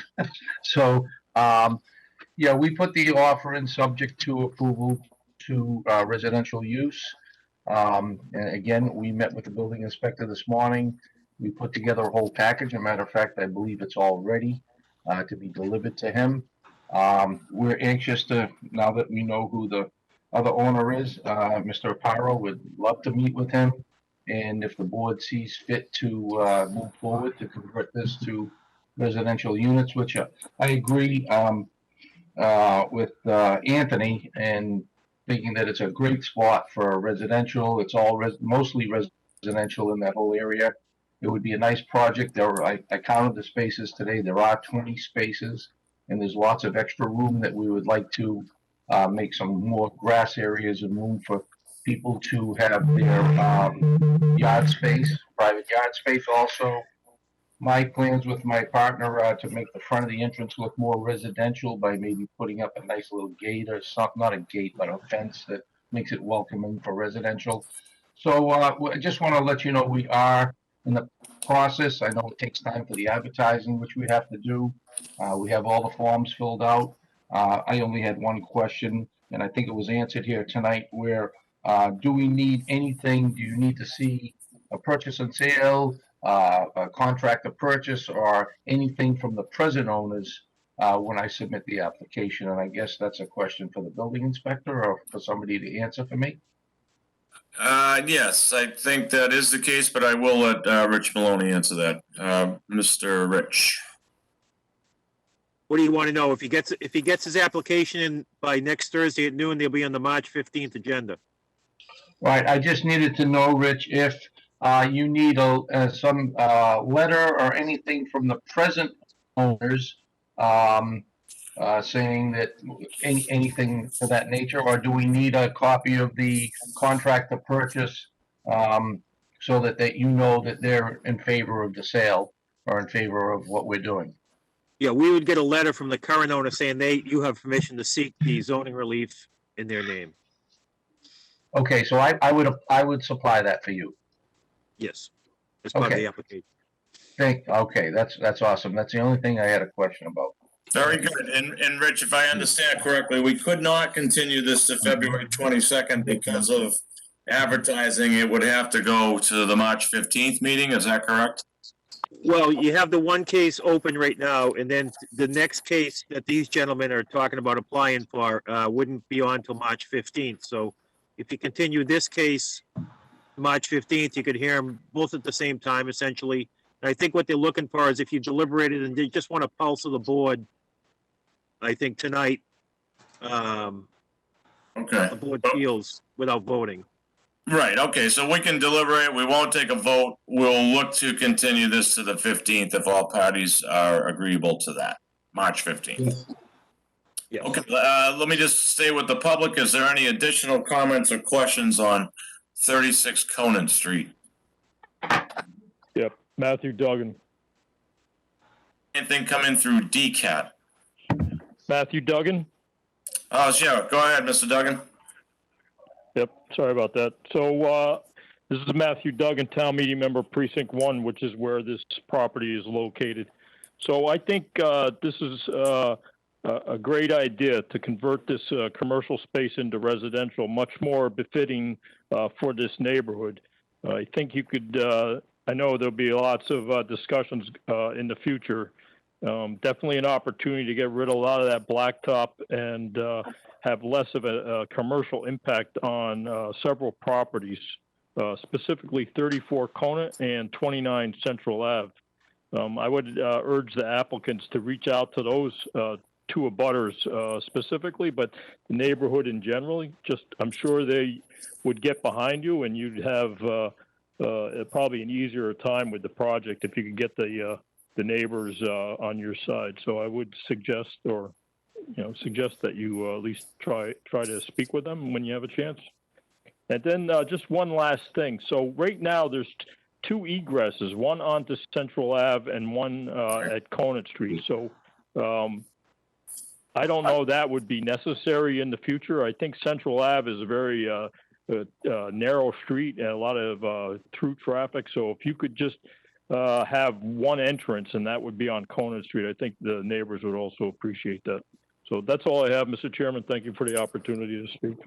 Thank you. Mr. Aparo, I know this may be more of a site review, or maybe Mr. Scaldoni, you as well, but I know this will go to site review from us, but is that kind of in the cards? Are you looking to close off one of those egress points? I would very much like to police one of those. We have a traffic problem in this parcel because of the traffic between Central Avenue and Conant Street. So I would very much like to create some kind of an island or something. I don't necessarily need to get rid of the thing, but I would really like to see the traffic out of this parcel. Okay. Okay. So May I interject on that? Yep. Chairman. So it is true that people cut through there, and certainly as a residential property, it will need as much traffic handling capabilities as the commercial facility that it had. However, let me just interrupt you. I don't even know who's speaking. Oh, I'm sorry. This is Anthony Ansaldi again, the manager for the condo association. Oh, very good. Okay, thank you. Sorry about that. Yeah. So the issue might be that, and again, the building inspector and site plan review can look at this. You might not want traffic exiting out to Conant Street. I think the idea was they come in from Conant, they go out Central as the general rule there, and the intent. And I think that if we were to close one and just leave Central open, it might be worse for the neighborhood. So I'm not, you need to look at that a little more closely. Well, and I would say my thought on that is the address is Conant Street and it should come and go from Conant Street and no access to Central. But that's just one man's opinion. Any more public comment on 36 Conant Street? One item. We may want to hear from police, fire, and emergency regarding that lot as well, just so that we're sure we've got input from those folks. Sure. Well, I think, again, we're not really here to work the site review part of it, but you can certainly, since the continuance would be to March 15th, I think maybe even through the building inspector, you could reach out to fire in particular and get their take on, I'm assuming it's already been a commercial / dental building that they've been okay with fire access to that building. That's my assumption, but you can get confirmation of that for sure, and I'm sure we can do that by March 15th. Sure. I'll speak to the building inspectors, find out what he requires. Very good. Any more public comment on 36 Conant Street? Mr. Chairman, this is Chris Fiesel. I'm a direct abutter at 33 Conant Street. Go ahead, Chris. We were interested to learn a lot about tonight and definitely interested in seeing the plans for the exterior of the units. But we're also curious to learn, if we're able to, are the plans to have the units be owner occupied or are they going to be used as rentals? Well, that's something I think these people can probably try and answer for you. If I could chime in, this is Ed Cialdoni. Yep. I'm one of the buyers of the 3 units. My partner and I, intention is to renovate them to be a mid-range to higher end units to be purchased and owner occupied. That's our intent. Okay, and Mr. Aparo, your thoughts on your unit? I'm right in line behind Mr. Cialdoni. That's a great idea. All owner occupied. Okay, so does that answer it for you, Mr. Fiesel, is it? Yes, thank you very much. And I would tell you that, again, if this board approves this conversion from professional to residential, it will go forward to the planning board where a full site review would be done. And that's an opportunity to look at lighting and landscaping and all those things. This board would look at, the build out part of it, as the building inspector would want detailed floor plans and things of that nature. So at that continued hearing, I would ask that the owners have something that we can look at in the way of rendering sketches, these types of things. We will go across the board here and deliberate and not take a vote once the public comment's complete. Mr. Chairman, just to speak to your last comment, we have drawn out basic plans with how many bedrooms and where the living room is going to be set up and bathrooms and so on. We have those, just it's a primary, preliminary plan, but it'll give you an idea that we want either have, one of the units will have 2 bedrooms, the other 2 will have 3. So that type of plans. And then once and if it gets approved, we will go through and we know we have to do the site planning and we will get more concise plans. And I've already spoken to fire person for the fire and water to bring it in. And we're getting estimates on that and finding out what we have to do to that if you guys so approve this. So okay, and I guess as far as we're concerned, though, in our packages, we just have, it looks like 1 unit that's been detailed. And if you guys are gonna say, hey, they're all gonna look the same, great. If there's gonna be 3, 4 different looking type of condos, we would want to get those details so we can review them ahead of that March 15th. Yes, we plan on having, we've drawn detailed preliminary plans for all 3 of the units so that you could have a chance to get a look at that and comment, and be happy to take comments on that. Okay. Any other public comment on 36 Conant Street? Okay, I'm gonna come back and Rich Maloney, Mr. Rich Maloney, do we have anything come in from DCAT? No calls, Mr. Chairman. Thank you. Can't remember where I started. I think it was Corinne. Was it, or was it Becky? I think it was down my end. Okay. Corinne, just thoughts. We're not gonna vote, but any more input you'd like to give any of these potential owners here? I would be in favor of this project. I think it's a good idea. Okay, thank you, Corinne. Ken Gerinian. Yeah, I'm in favor of it as well. It's a residential area. It would fit nicely there. But I'd like it to all be in sync, all the units all together with the same thoughts. Okay, thank you, Ken. Yep. Jeff.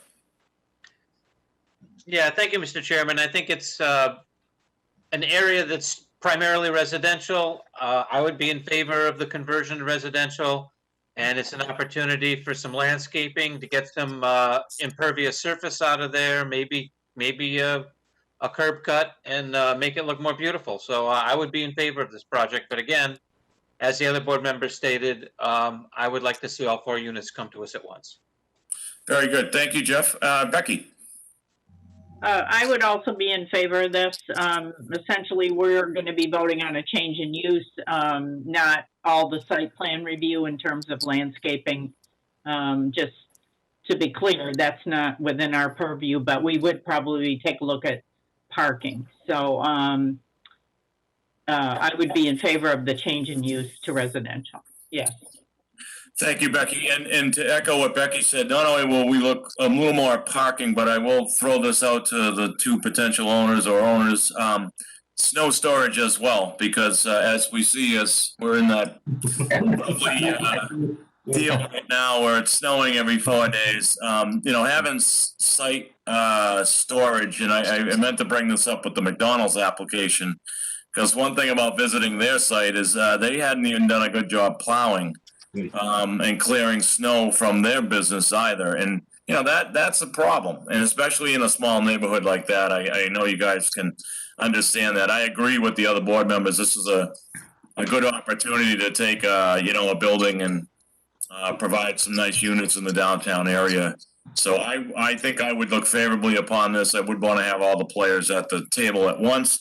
So with that said, could I get a motion to continue this to March 15th, not our next meeting, but 2 meetings from now? So moved. We're just continuing the case that was in front of us tonight to March 15th with the understanding that 4 units will come back together. Yes, I think there'll be a new application for 3 additional units, and we will need a letter from the condo association basically saying everybody's on board with this change.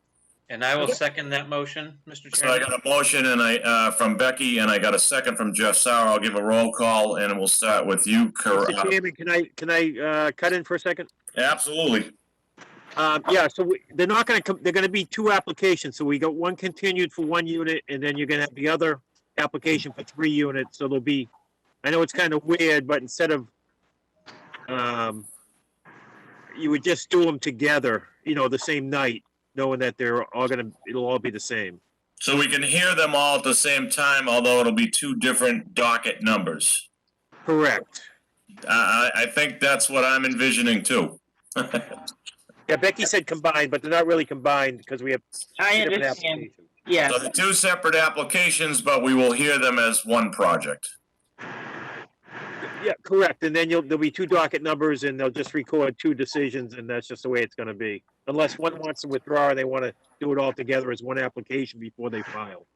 Okay, well, I'll let the players, they can go off and decide that, but right now we'll continue it to March 15th. Correct. Okay, thank you. Okay, so I've got a motion from Becky and I've got a second from Jeff to continue this to March 15th. I'll get a roll call and I'll start with you, Becky. I'm going to have another question. So the 3 other units are all separate owners. Don't they need separate application? I think we have 1 person that owns all 3 units. That's correct. Yeah. Well, you already bought them, Ed? Oh, no, I know, Becky, we have the offer in subject to approval to be converted to residential units. The offer has been accepted. But it's that one, somebody owns all three of those, or they're separate No. owners? Becky, there's 3 individual owners, 3 individual contracts. Okay, so don't we need a separate, this is for Rich, don't we need a separate application for, since they're all separate owners?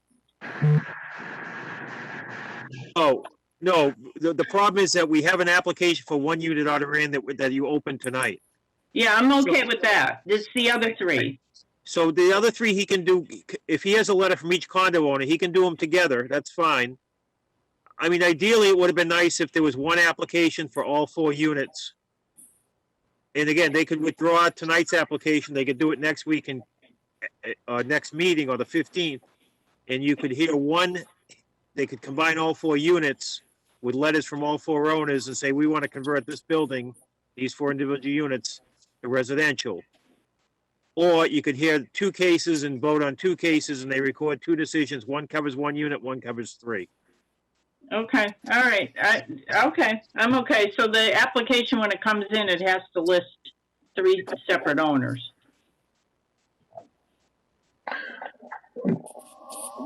Yes. Excuse me, can I make a comment, Becky? This is Ed Sheldoni again. It's Steve Injemy and myself are gonna own all of the 3 units. We're buying 3 units as one, we're partners. And so the sellers are 3 different sellers, but right. And when we get the approval, we're gonna be one owner. Yeah, that's perfectly fine, but the problem is that we're making a decision based on who owns the units today. So, with the understanding that you have them under agreement for purchase. So as long as Rich is okay with putting the 3 owners on one application, that's fine with me. Because it's coming in from you as the potential buyer. Correct. Okay. I understand. Yeah. Okay. And we'll get the letters. Thank you. I understand. Thank you, Becky. Thank you. Okay, so I think we've had enough discussion here. I believe we have a motion from Becky. We have a second from Jeff. And I believe we're all clear here. So I'm going to go ahead and get a roll call vote. And Becky, how do you vote? Sorry, to continue this. Continue, yes. We're just going to continue. 15th. And you're a yes. Yes. Very good. Jeff Sauer. Yes, to continue to the 15th. Thank you. Ken, to continue to the 15th. Yes. And Corinne?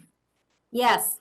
And John Bowner is also a yes. Okay, gentlemen, we will see you on the 15th. Please make sure any documentation or these types of things get into the building inspector the Tuesday prior, so it allows time for the material to get out to the zoning board members for review. Yes, sir. Thank you very much. Okay, we'll see you guys on the 15th. Thanks. Thanks to the board. You got it. Okay, and last but not least. Mr. Chairman, our last case is 3 Wall Capital LLC, Candlewood Suites, document 21-4911, requesting a finding to alter the existing non-conforming signage in accordance with Section 37 sign bylaw of the Danvers Zoning Bylaws at 238 Andover Street in the Highway Corridor Zone. And who do we have on the line for 238 Andover? Good evening, board. My name's Brian. I'm calling there for Acme Sign Company representing the Candlewood Suites. Brian, can I get your last name, please? Yes, it's Brian Brinkers. Very good. Go ahead, tell us what you'd like to do. So they had a name change, and the new name is Candlewood Suites, and so they're interested in changing all of their signage on the property, which consists of, if you're looking at page 1, there's an aerial. It consists of 5 separate signs, 4 of which are existing, numbers 1, 2, 3, and 4. And then 1 is the request for new, which is a wall sign, sign number 5. So, in looking at the existing signage, the idea is to replace with same style, like size, by removing the existing signage from its foundation, keeping the foundations in place and reusing it.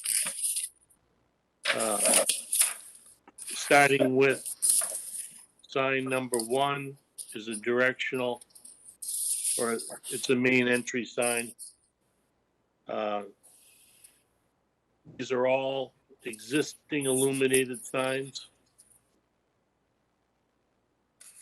Page 1 shows the sizes of the existing sign down on the lower left. Also displays the size of the proposed sign and a existing and proposed photographs showing each. Sign number 2 is the same situation as sign 1, it's just in a different location. Again, all of the sizes of the existing and the proposed are shown on the drawing, as well as pictorials for each one. Sign number 3 is located at the corner of Veronica and 114 Andover Street, showing the existing Town Place Suites and the proposed Candlewood Suites sign. Again, that's going to be a removal of the existing sign from its foundation, which is essentially a pole in the ground, and then installation of the new sign. Sign number 4, which is located at the entrance ramp from Andover Street onto Route 1 southbound, is the same idea. Remove the existing from the pole. They would like to use the existing pole, so it's just the head that would be removed and replaced with the new. So again, the sizes are shown in the lower left-hand corner of the existing, and their sizes are shown in the upper right-hand corner of the proposed.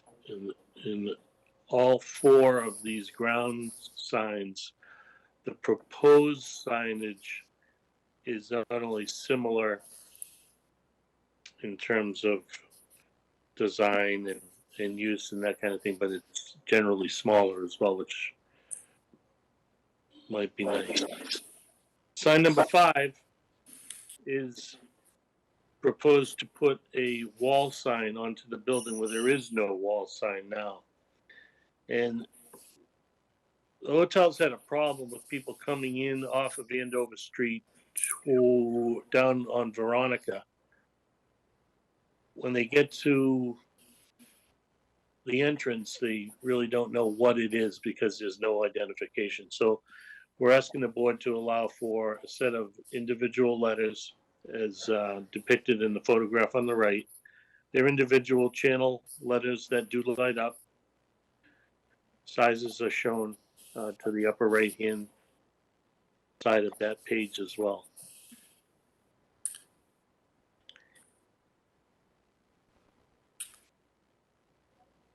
And Is that about it, Mr. Brinker? I'd like to answer some questions if anybody has some. Yeah, well, let me ask with this. Is there anyone here from Candlewood Suites? No. No. Mr. Chairman, there's no letter. I don't see a letter approving this from Candlewood Suites. Yeah. I mean, I'm reluctant to move forward with nobody here from Candlewood and no letter stating they want to do this. Well, I submitted a letter to Dave Harris, the building inspector, in my packet. I just have one from Acme Sign. I don't have anything from Candlewood. Rich or Kathy, can you speak to any letter that came in from Candlewood? Well, it's Candlewood who's asking us to do this work. No, I understand that. Usually as part of our package, though, we would get something in writing from Candlewood, one of their representatives. Yeah, definitely a landlord approval letter was included in that submittal. Okay. Kathy, Rich, any info there? We don't have it in our packets that I can see anyway. Mr. Chairman, there's a signature on the application. And the owner, Freewell Capital, Rick Reed, what is it? Rick Strode. That's him, yes. He's the owner. We got this application this time, Rich, not the old one we used to. We got this different one. Yeah, this is it, John. This is just an electronic version, so people can fill it out online. That's the only difference. Oh, I see. Rick Strode. Okay, I see that.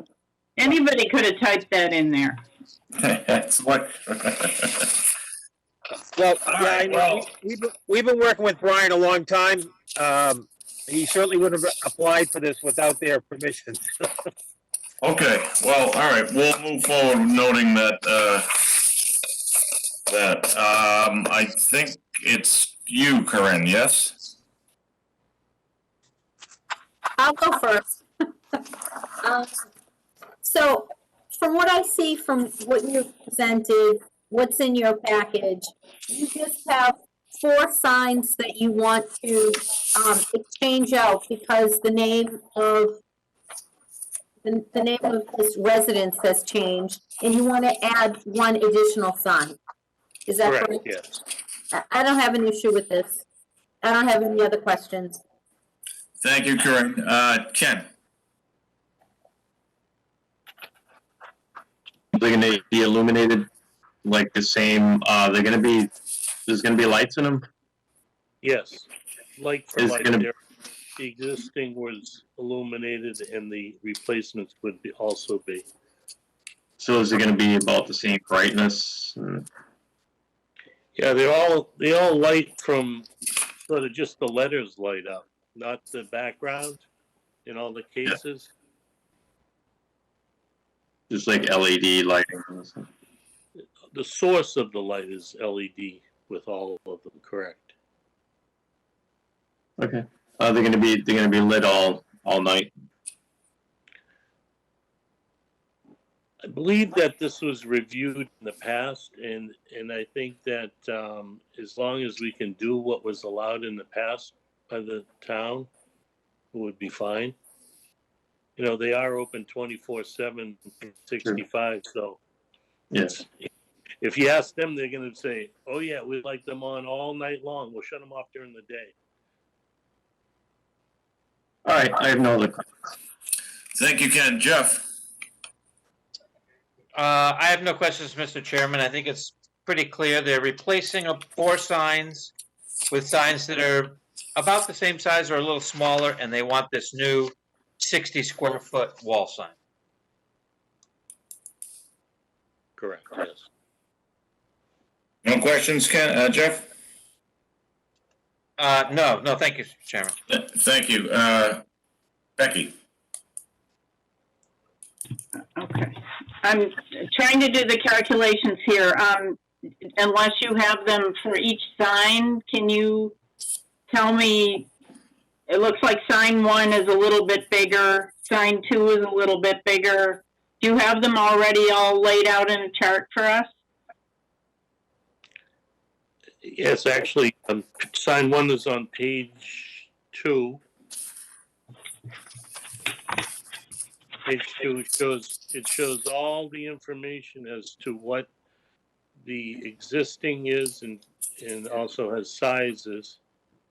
And then it shows all the information as to what the proposed is and also has sizes. The square footage is on here for each one? Yes.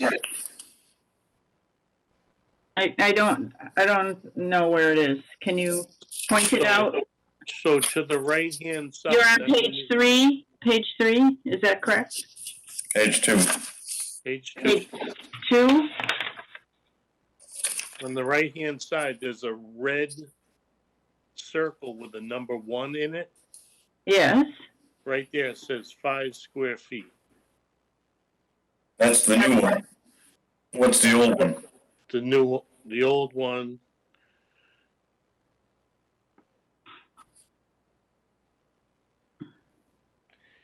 Would be 35 inches by 24.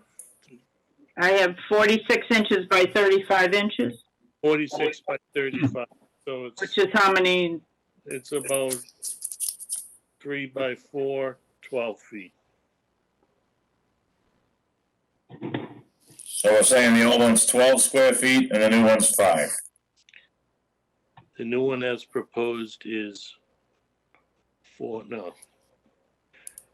No, that's wrong. The 5 square feet is wrong. So going up to the top, and if you add up 4.5 feet, 4 foot 6 inches times 2 foot 9 1/8, that gives you about 10, 12 square feet. It's supposed to be the same. Okay, well, you're saying supposed to, but is it? It's not on his letter. They're different sizes. So I'm looking at the letter. We do allow directional signs by right. So are these larger than what we allow by right? So the sizes here, again, I'll review it. If you go down to the lower left-hand side, you'll see that the height of that sign is 24 plus 22, which is 46. I don't want to do the calculations. I want to know how many square feet the old sign was and how many square feet the new sign is. Let me grab a calculator. Thank you. Hey, can I interrupt here? Yes. Make it clear. Go ahead, On, Chris. on directional signage, we don't limit it. It's 4 feet high and 4 square feet. In this case, the original sign package, I wasn't around when this happened, but typically we don't allow branding on the sign. Right. So it usually says enter, exit, Exactly. clear directions, 4 feet high. So the original signs, this is why it's a finding. The original signs were allowed to be branded and they were taller than normal. So he does have a note here that the existing and the new are the same size. So we went through this pretty good. We beat this to death, me and Brian. So the signs are similar in size and they say the same thing and they both have a small branding emblem on them. So I don't see a problem with the directional signage. It was the original, whoever issued the permit originally.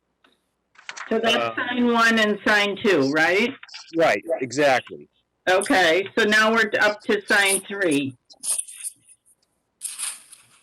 Right, that's where we want to make sure it's supposed to be a swap for a swap. We went through these square foot for square footage. So I'm looking at the letter and it appears that this sign is smaller than the original sign 3. Correct. The letter dated December 30th. The size of the existing is all written down on the lower left-hand corner. It's 128 inches high, 96 inches wide. Yes. The proposed sign is, I would say it's 711 by 711. correct, We don't really count the bases typically. correct. So it's So that small. sign is I would call that smaller. Correct. Okay. It looks smaller to me. Yeah. Okay. It is smaller. All the Okay. measurements are on the drawings. I mean, this site is a nightmare to get in and out of. I don't know how anybody can even find it to check in, but, all right, so sign number 4.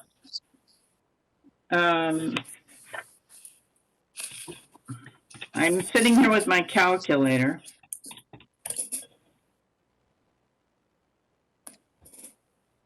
So it looks like it's 8. The original is 8 by 13, right, Brian? Correct. That box. This also looks smaller. So it's 8 by 12.25, so they're probably about the same square footage, just a little different shape. Okay, fine. Okay, so the letters on the building, there's two buildings, and I drove around there, but I couldn't quite figure out where you were putting these letters. So if you look on page 1, it clearly Page 1. outlines. Okay. The aerial site plan shows exactly what sign is where. So to help the board out, it looks like it's in the gable of the first building as you pull in. Correct, it's number 5. So it's facing the health center across the street?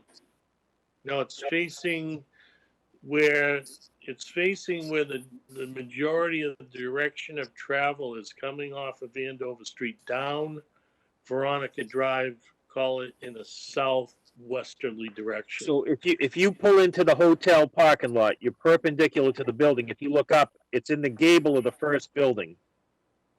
Correct. Okay.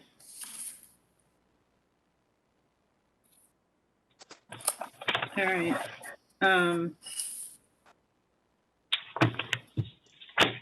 Sorry for all the questions. It's a very complex, there's a lot of signage out there, so it's very complex trying to hunt these down and looking at, what was permitted. So trust me. It took us a while. You also have this feeling. I mean, I drove around and around. I'm like, where are all, it seems like a lot of signs, but it's also a very difficult site. So I don't have any more questions right now. Thank you. Thank you, Becky. So if I heard Jeff Sauer correctly, the new sign you're proposing is 60 square feet, correct? For the wall sign number 5 is 60 square feet, correct, yes. And currently there's no sign. Correct, And that sign will be a lit sign. yes. I have no further questions. Is there anybody here from the public to speak on 238 Andover Street signage package? Okay. Hearing none, I will come back to the board and we'll start with you, Corinne. I will vote for this. Thank you. Ken? I would vote for this. I have no other question. Thank you. Jeff? I will vote for this. And Becky? I will vote for this. I too will vote for this. Could I get a motion, please?